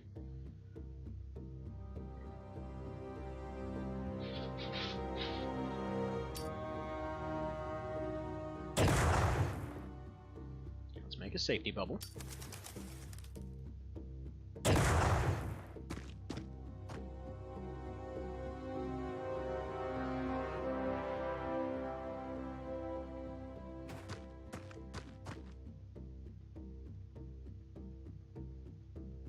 Isn't really the safest position for him to be, but it'll work. I'm just trying to create like a little bunker for Shady to shoot from.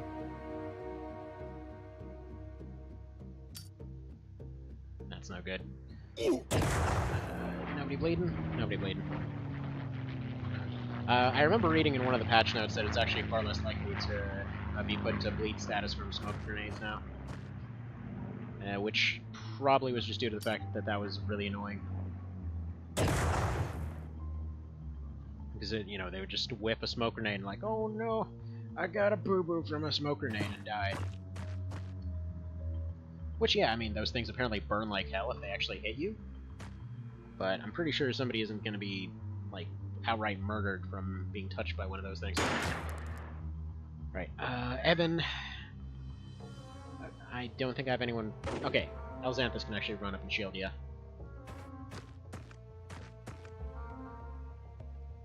There we go. You just got saved. Alright, Mr. Krieger, take a step forward.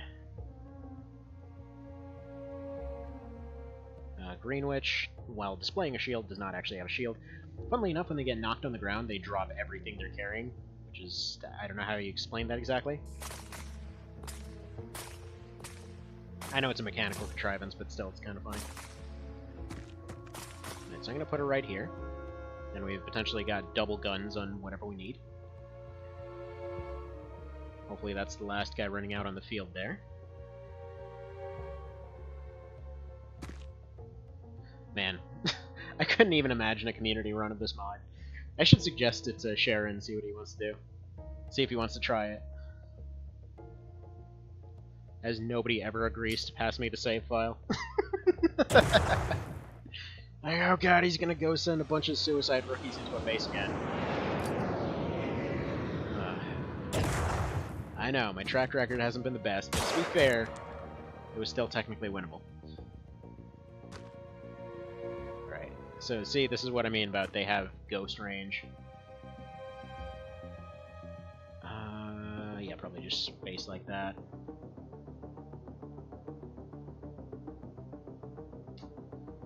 Let's use you to smoke here then, just to ruin his accuracy.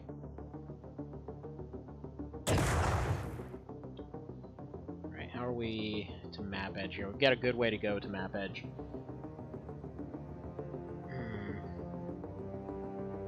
So do we circle right, or do we try pressing onward? Alright, I'm gonna have Dagar and Sharon push up. Everybody else is gonna go right.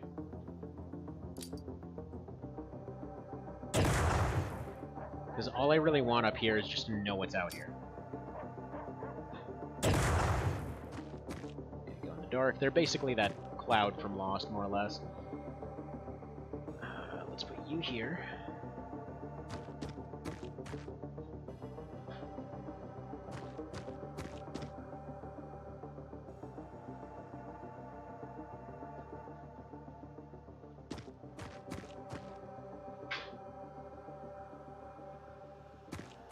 Nobody be without a shield, like Sparta in the 70s.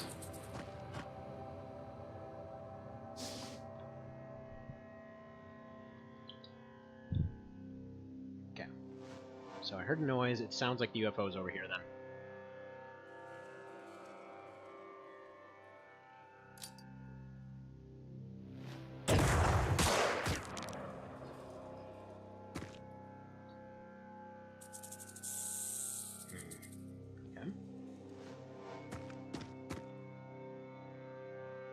Got eyes on him, but not on the other guy.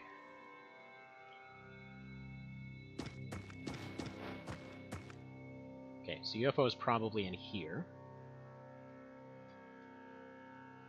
Which means we need one guy shielding this way.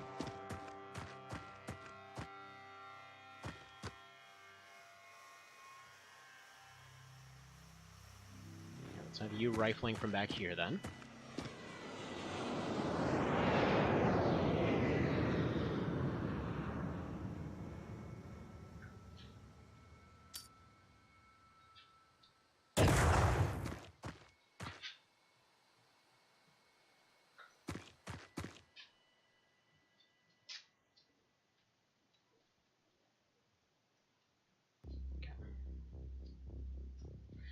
So I'm expecting maybe one or two in these warehouses here.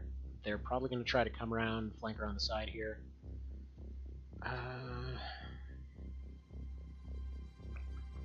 How's your accuracy? Decent, but not amazing, so let's put you here.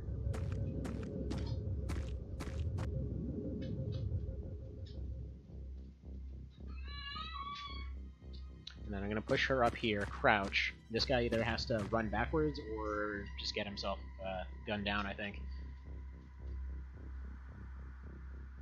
And then what's your deal? A rifle?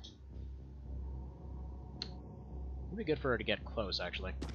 I think that should still provide one tile of smoke cover. Let's see what happens.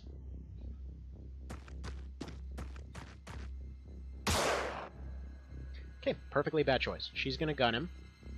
She's gonna run up and baton him. See if we can capture ourselves a lizard.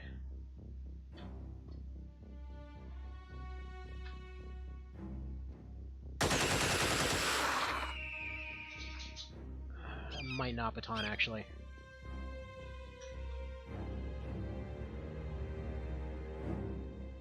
this hits with my baton.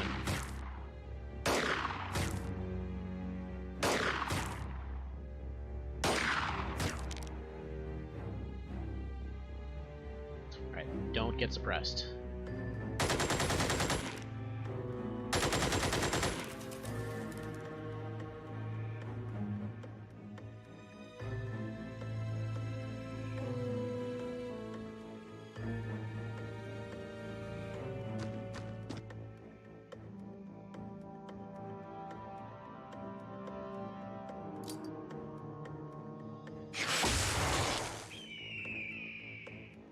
No luck there.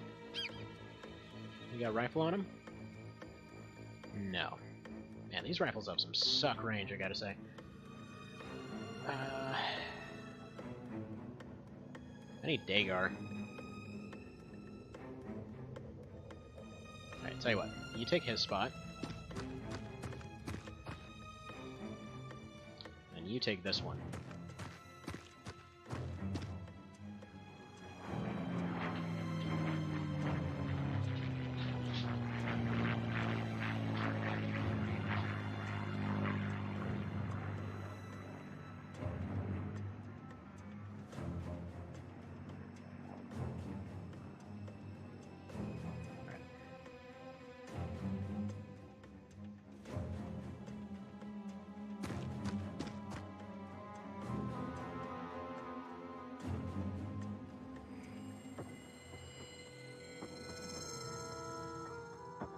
See what we do.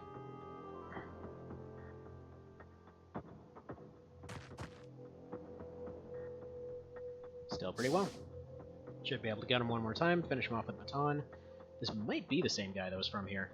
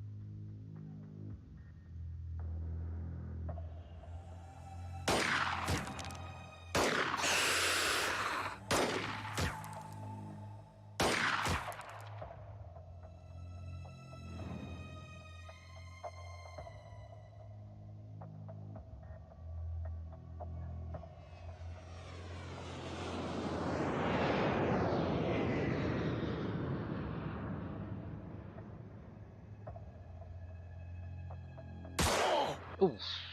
Wow. Okay, that had pretty low odds to hit. We got that guy back. By the way, that was a really funny mod that I considered using for this, but ultimately didn't end up doing. That basically changed all the injury sound effects to stuff from Oblivion. It's pretty awesome. Ultimately decided against it because it was just really, really annoying. Like basically every single thing was like, oh, pardon hard defense, whatever. It's like every single attack.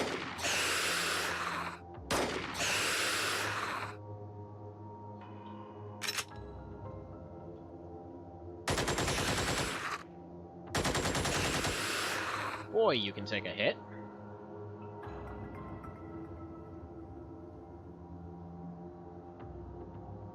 Alright, I'm gonna have her pack up and move over here then.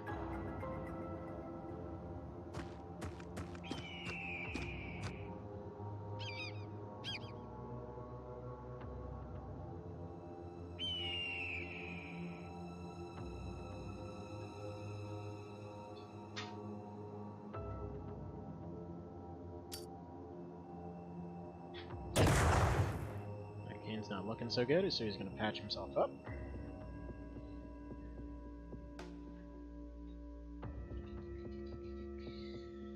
Alright, you need to reload.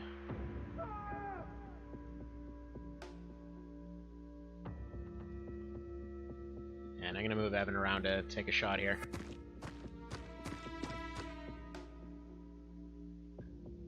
Should be just within range.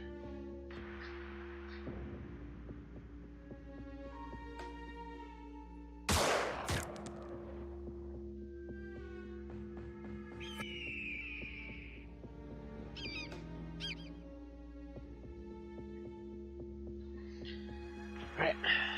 Let's see what we do.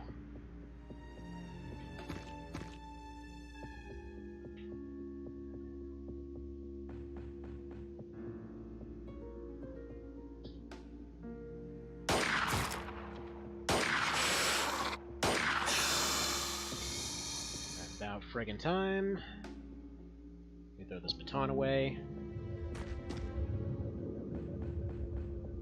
Got one guy hiding around the corner.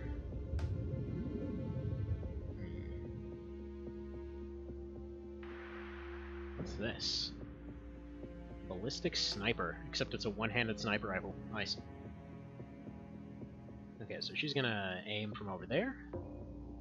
You're gonna go over here and get ready to lay him down. You empty? No, it's the other guy that's empty.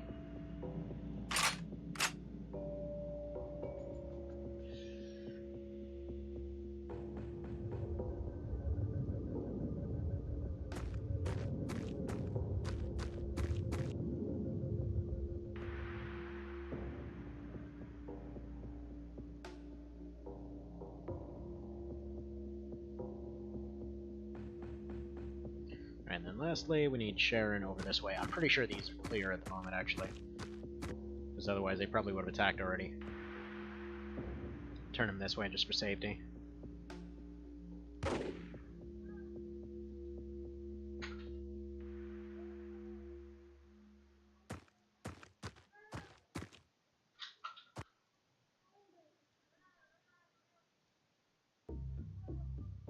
Alright. Moving onwards. No crap. Yeah, well, it was resisted, and I'm glad I picked up that rifle now.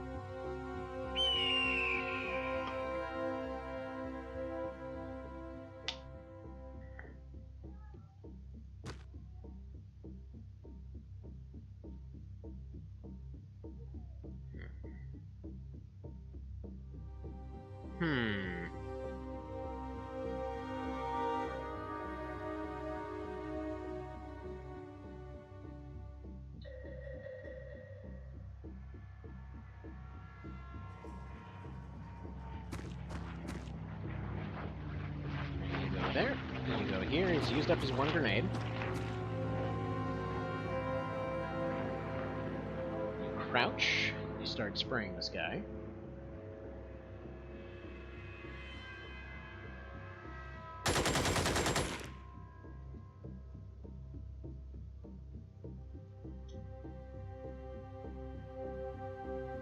Meanwhile, this one's going to sneak around this way. You are going to ruin their sniping accuracy through that door.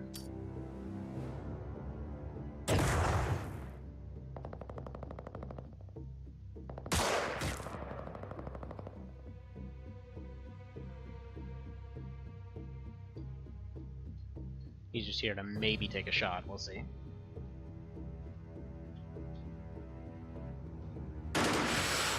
Wait, what? Okay, Evan, I don't know how you did that.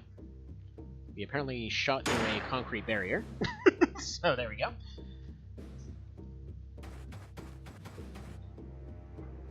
He's unarmed for some reason. Oh, because he uses a grenade, that's why. Of course.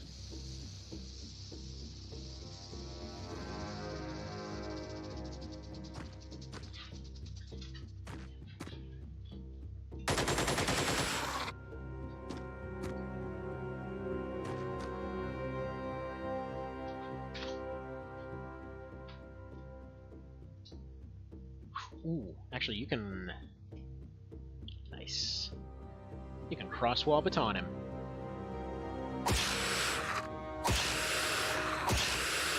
I've got my new favorite strategy. I just smack stuff through a wall. Love it.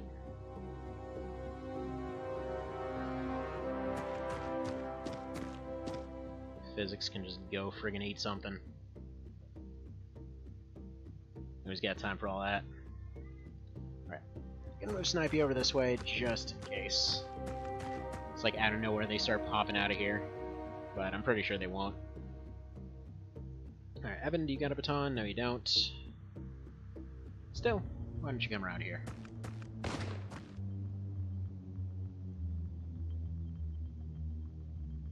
do.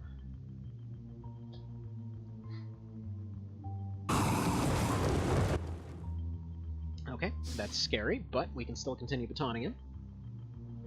Lots and lots of baton time.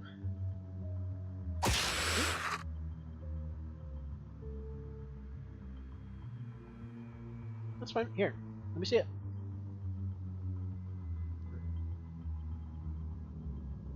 That's fine.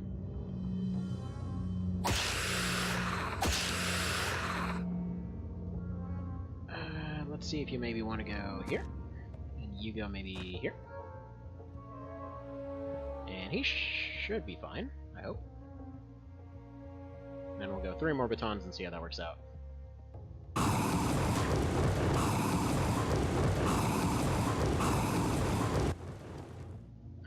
You sure tried, buddy. You sure tried. Alright, 1 more baton whack, and then we're gonna have to go for something else. Nice. Nice. So we got our capture after all.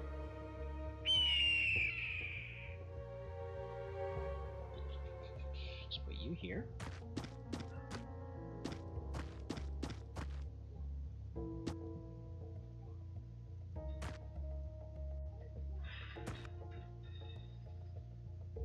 Alright, this is just asking for a nade. Let's back you up.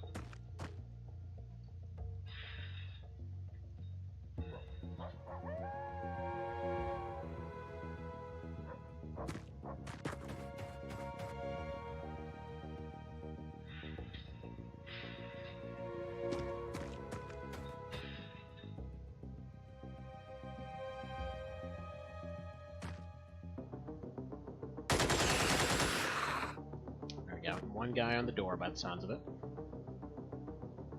And Evan, you can proceed around this way. And Snipe, you can probably go over here.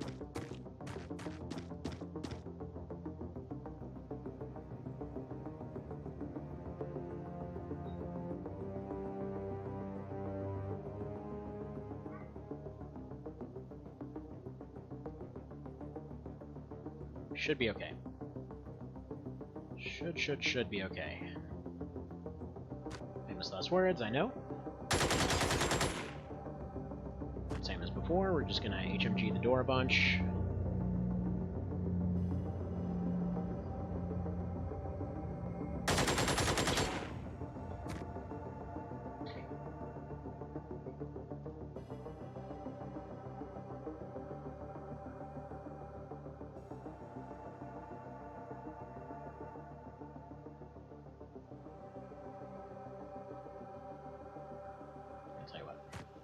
Move back here, you go right there, you go right here, and then you're going to start taking bursts.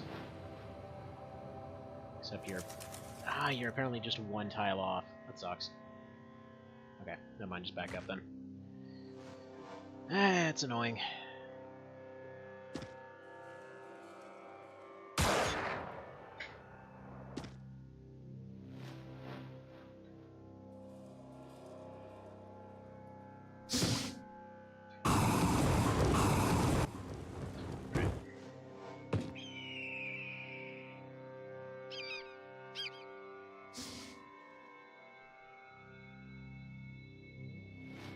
Alright, gonna have to walk away for just a moment, 1 sec.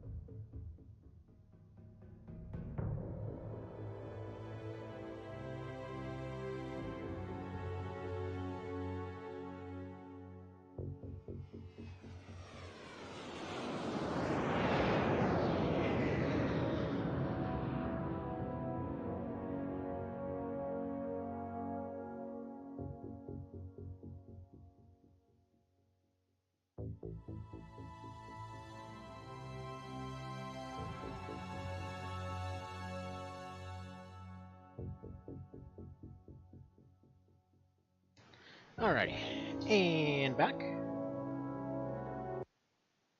So let's pop this sucker back out and keep on going.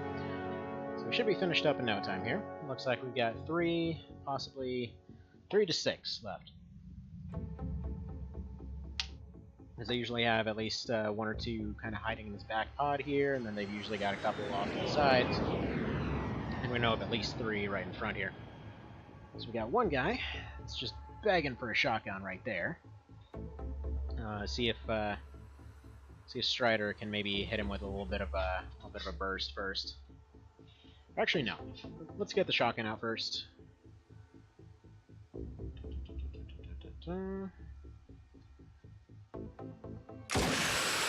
did I take the accurate one?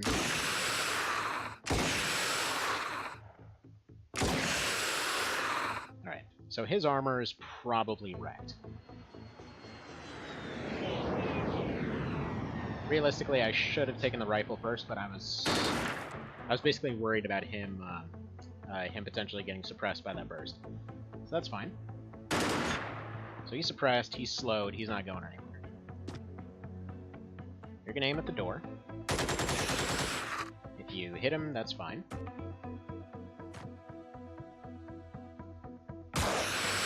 We've already got our capture, so I'm not too worried about that.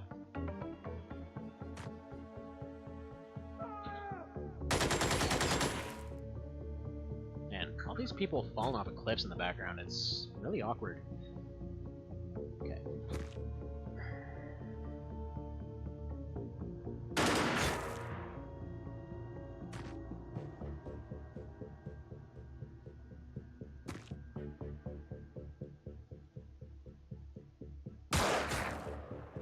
Shame. That's fine. She can just toss this on the ground. It's kind of overweight right now anyway. And then Mr. Krieger, yeah, you're a shoddy, so just leave you as you are. Okay.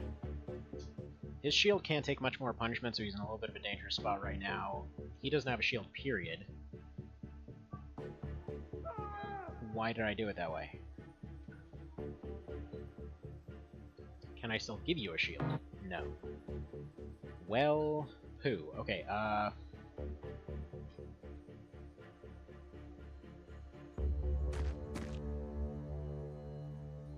Alright.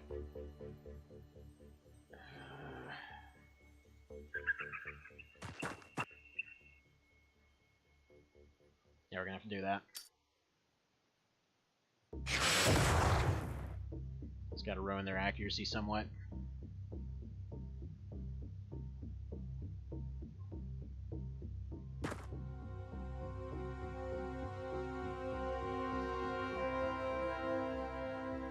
Yeah, so he can't even move. That's why I'm really loving shotguns now. Like, even when they don't really get through armor or whatever, it still does that slow effect. So you can actually get some good returns. Okay, do we want to go for the capture? No, I think we're gonna just play it safe.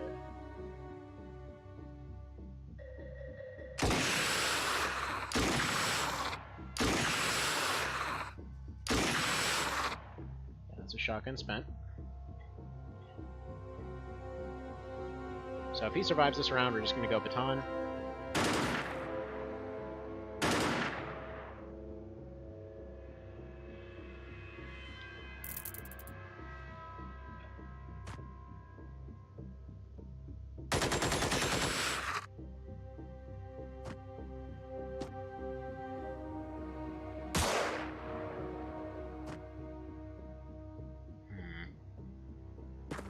get you around to the side. Might potentially give him some shotgun answers.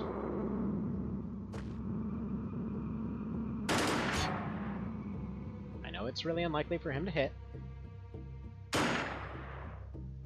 That's fine. It's intentional. It's called spray and pray for a reason.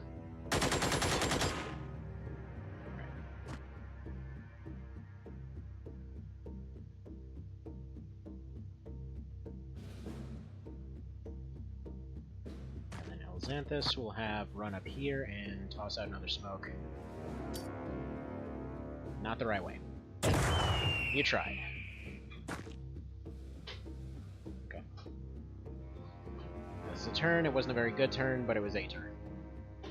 I think they're retreating back in the UFO now that they see that we're out here. The kind of default behavior for them is if they feel that they can overpower whoever is near the door, they'll try to charge out. If not, they'll sit back and try to retreat back into the UFO.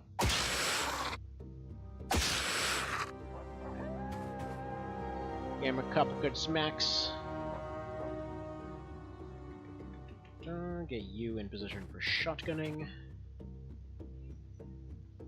Have you take your last couple shots out of that rifle.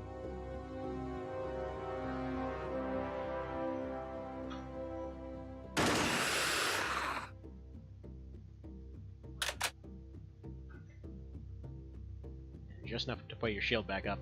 See, I'd like if there was, like, in the future, if there was, I can't really think of anything comparable in other games, but just something along the lines of, like, they essentially can't fire the thing in two hands, but they can still kind of have, like, sort of like a hold function where it isn't like they're just dropping the thing on the ground, but they're still just kind of holding it onto them kind of situation. If that makes sense? Not really sure what that would be called. Something like that, anyway. Right, come on, door.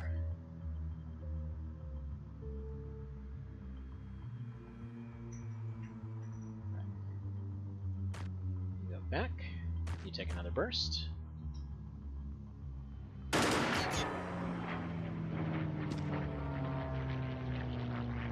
think that's the entirety of your rifle spent, so yeah, he's totally out of everything now. You got a stick. Congratulations, Mr. Evan. We're sending you in with a barely charged sun baton. How does that sound? Great plan. Totally worth doing. Alright. Thanks for letting me know. Let's go. Nice. See, Dagar? Stuff's turned right around for you.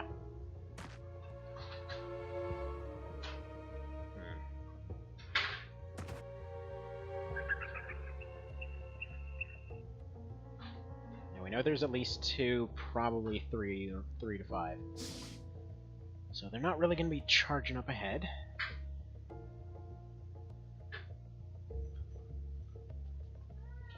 Can you go ahead and pick up whatever he was carrying?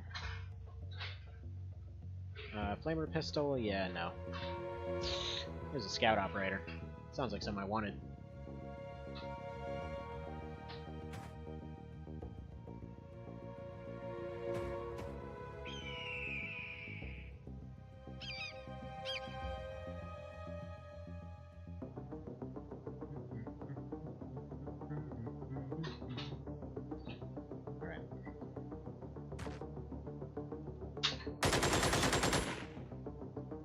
Business, I need this door gone.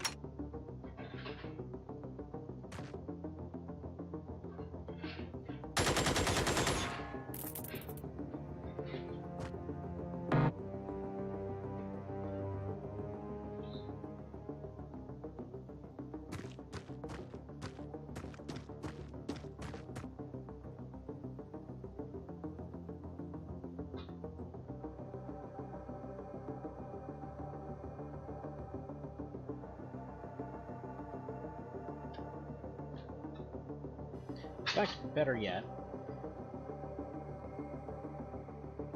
No, not better yet at all. Okay, no, keep firing at the door.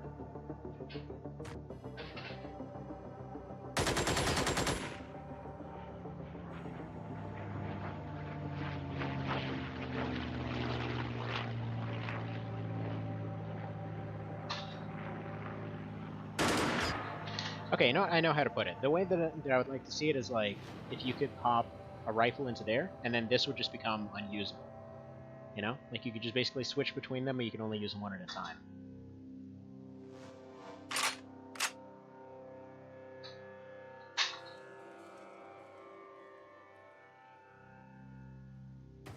Okay, I'm gonna put them right there just in case they open the door.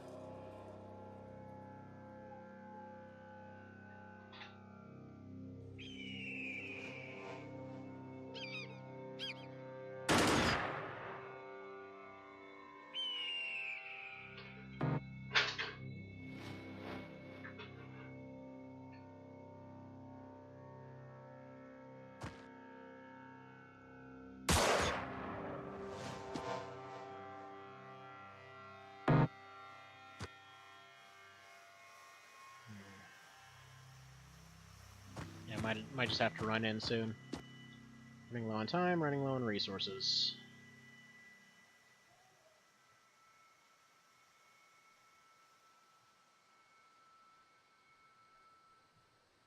In fact, that's what we're gonna do. You throw that under the door. You, yes, I know the guy with the weakest shield, open the door. And we know there's at least two. I want to try and capture that guy.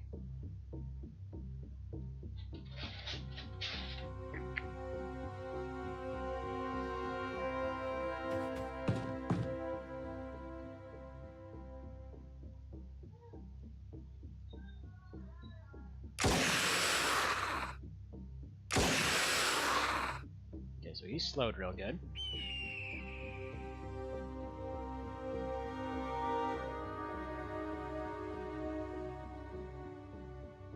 He's just got a baton.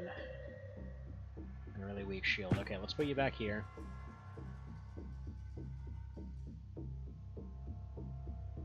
I might just get him point blanked.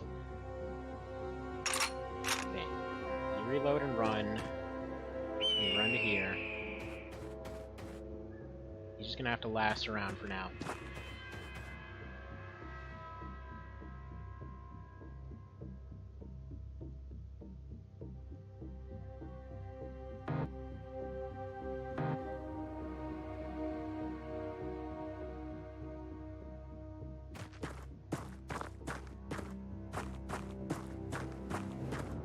By the way, if you're wondering why I'm suddenly in a rush here, it's because I can't actually end this map like this. As in, if I save it and exit out of it right now, the game will just crash. That's because of that whole sound effect thing in the background. Okay, they took one. I think he's just... Hang on, is he the pilot or navigator or something? There we go. There's a guy. Okay, just suppressed. It's workable, so we know at least 3.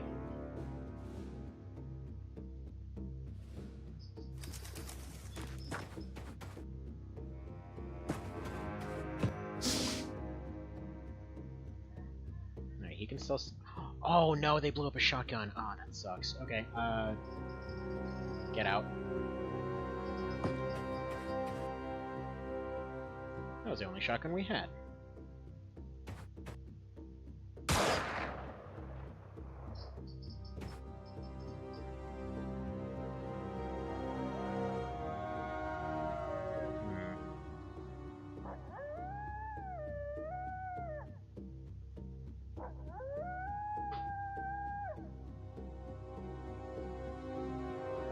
Somebody with a better shield might be able to run up and stun baton him, but Sharon's not the guy to do it. If I have a green witch drop hers, he can pick it up. She can go back here. He can't really turn around.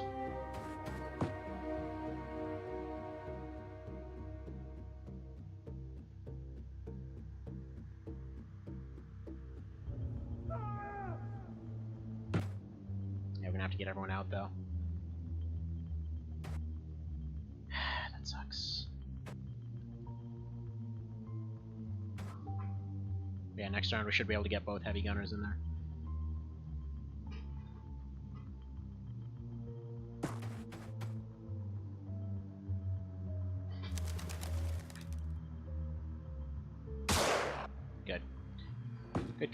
Just run out in front and fire. That's what you're gonna do, that's no problem.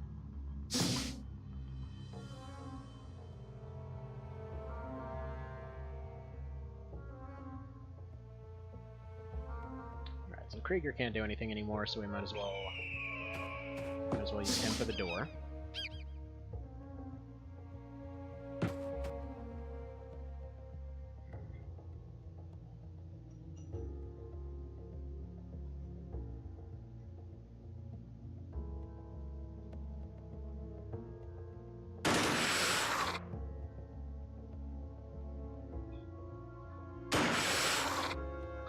He's pretty weak. Here.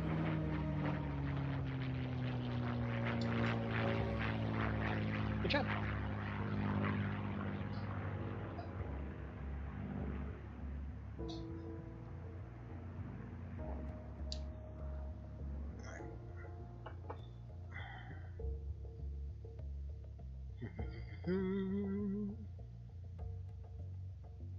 Let's take one more rifle burst here, just to be sure.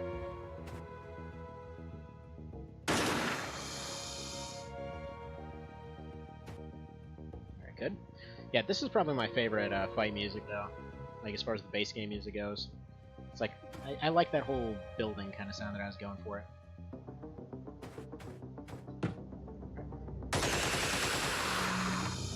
I don't know if any of these are important. Right now, I don't have time to check. Where the hell's Greenwich?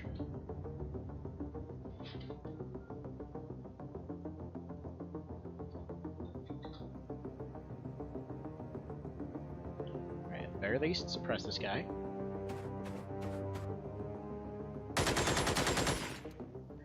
Thanks for not doing that. Okay, we need some shields in front, but we don't really have them.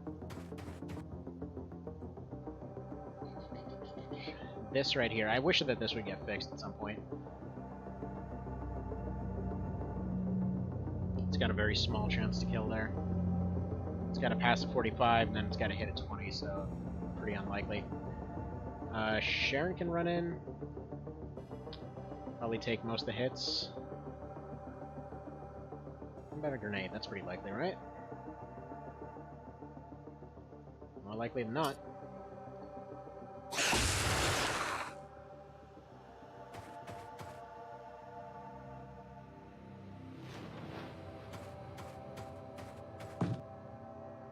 Okay, you're in.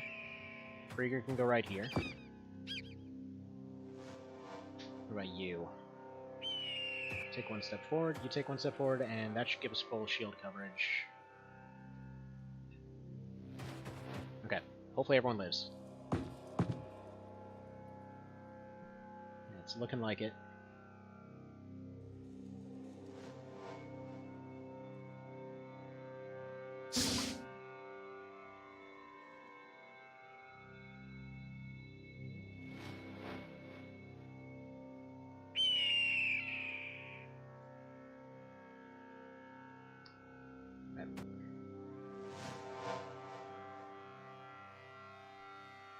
We'll go for the capture. If it doesn't happen, it doesn't happen.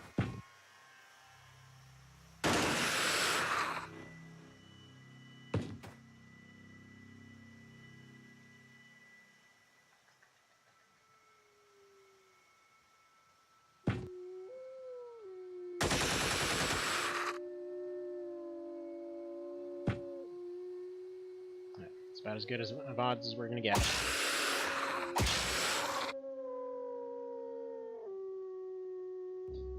Go ahead and drop your stick. Krieger can pick it up. Thank you, Coyotes, for that harmony in the background.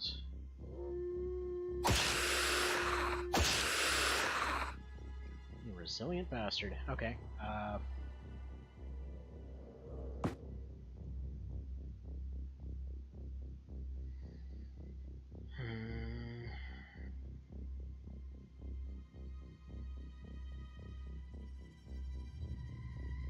You might just barely be able to do it. Okay.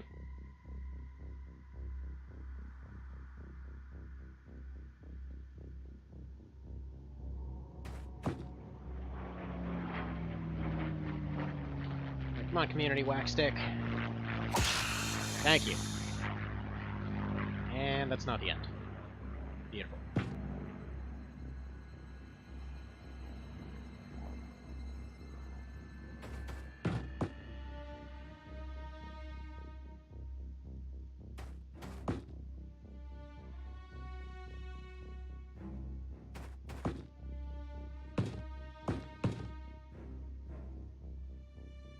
Don't open the door, don't open the door.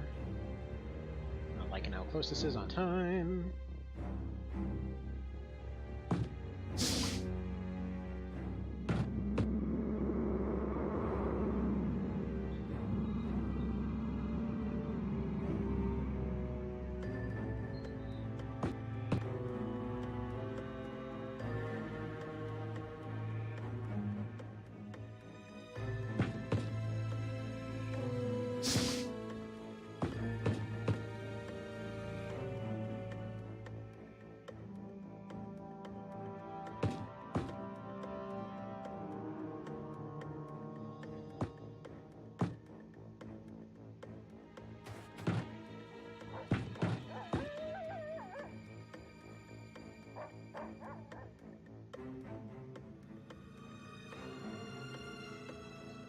Alright, as long as he doesn't open the door, we got this.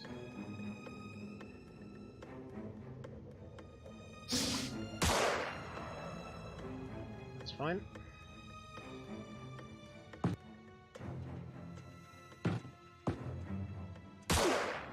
Or you could, you know, not.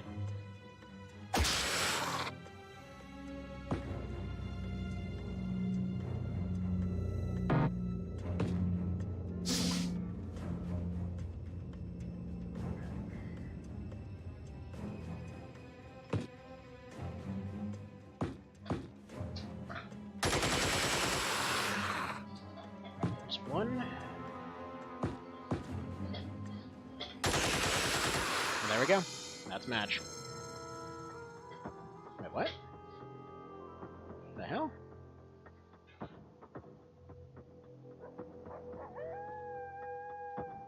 Okay, apparently we forgot one somewhere.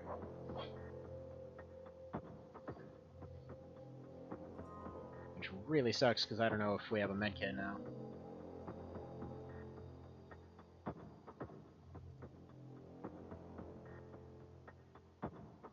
Alright, Evan's got one.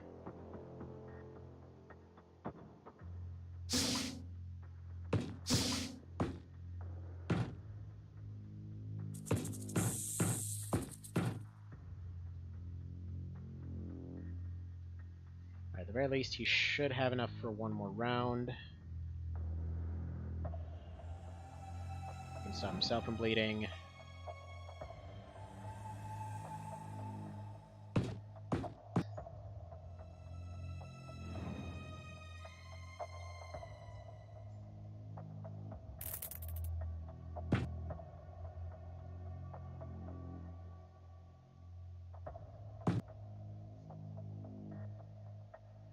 Yeah, there totally was one hiding back there, wasn't there?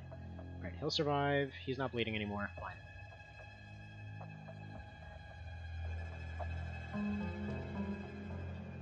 Three. 4. And there we go.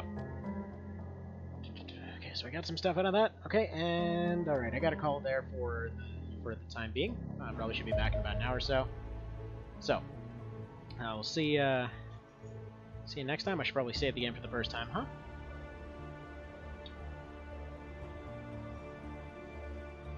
Alright. So, gotta get going then. You have a good one. See you soon.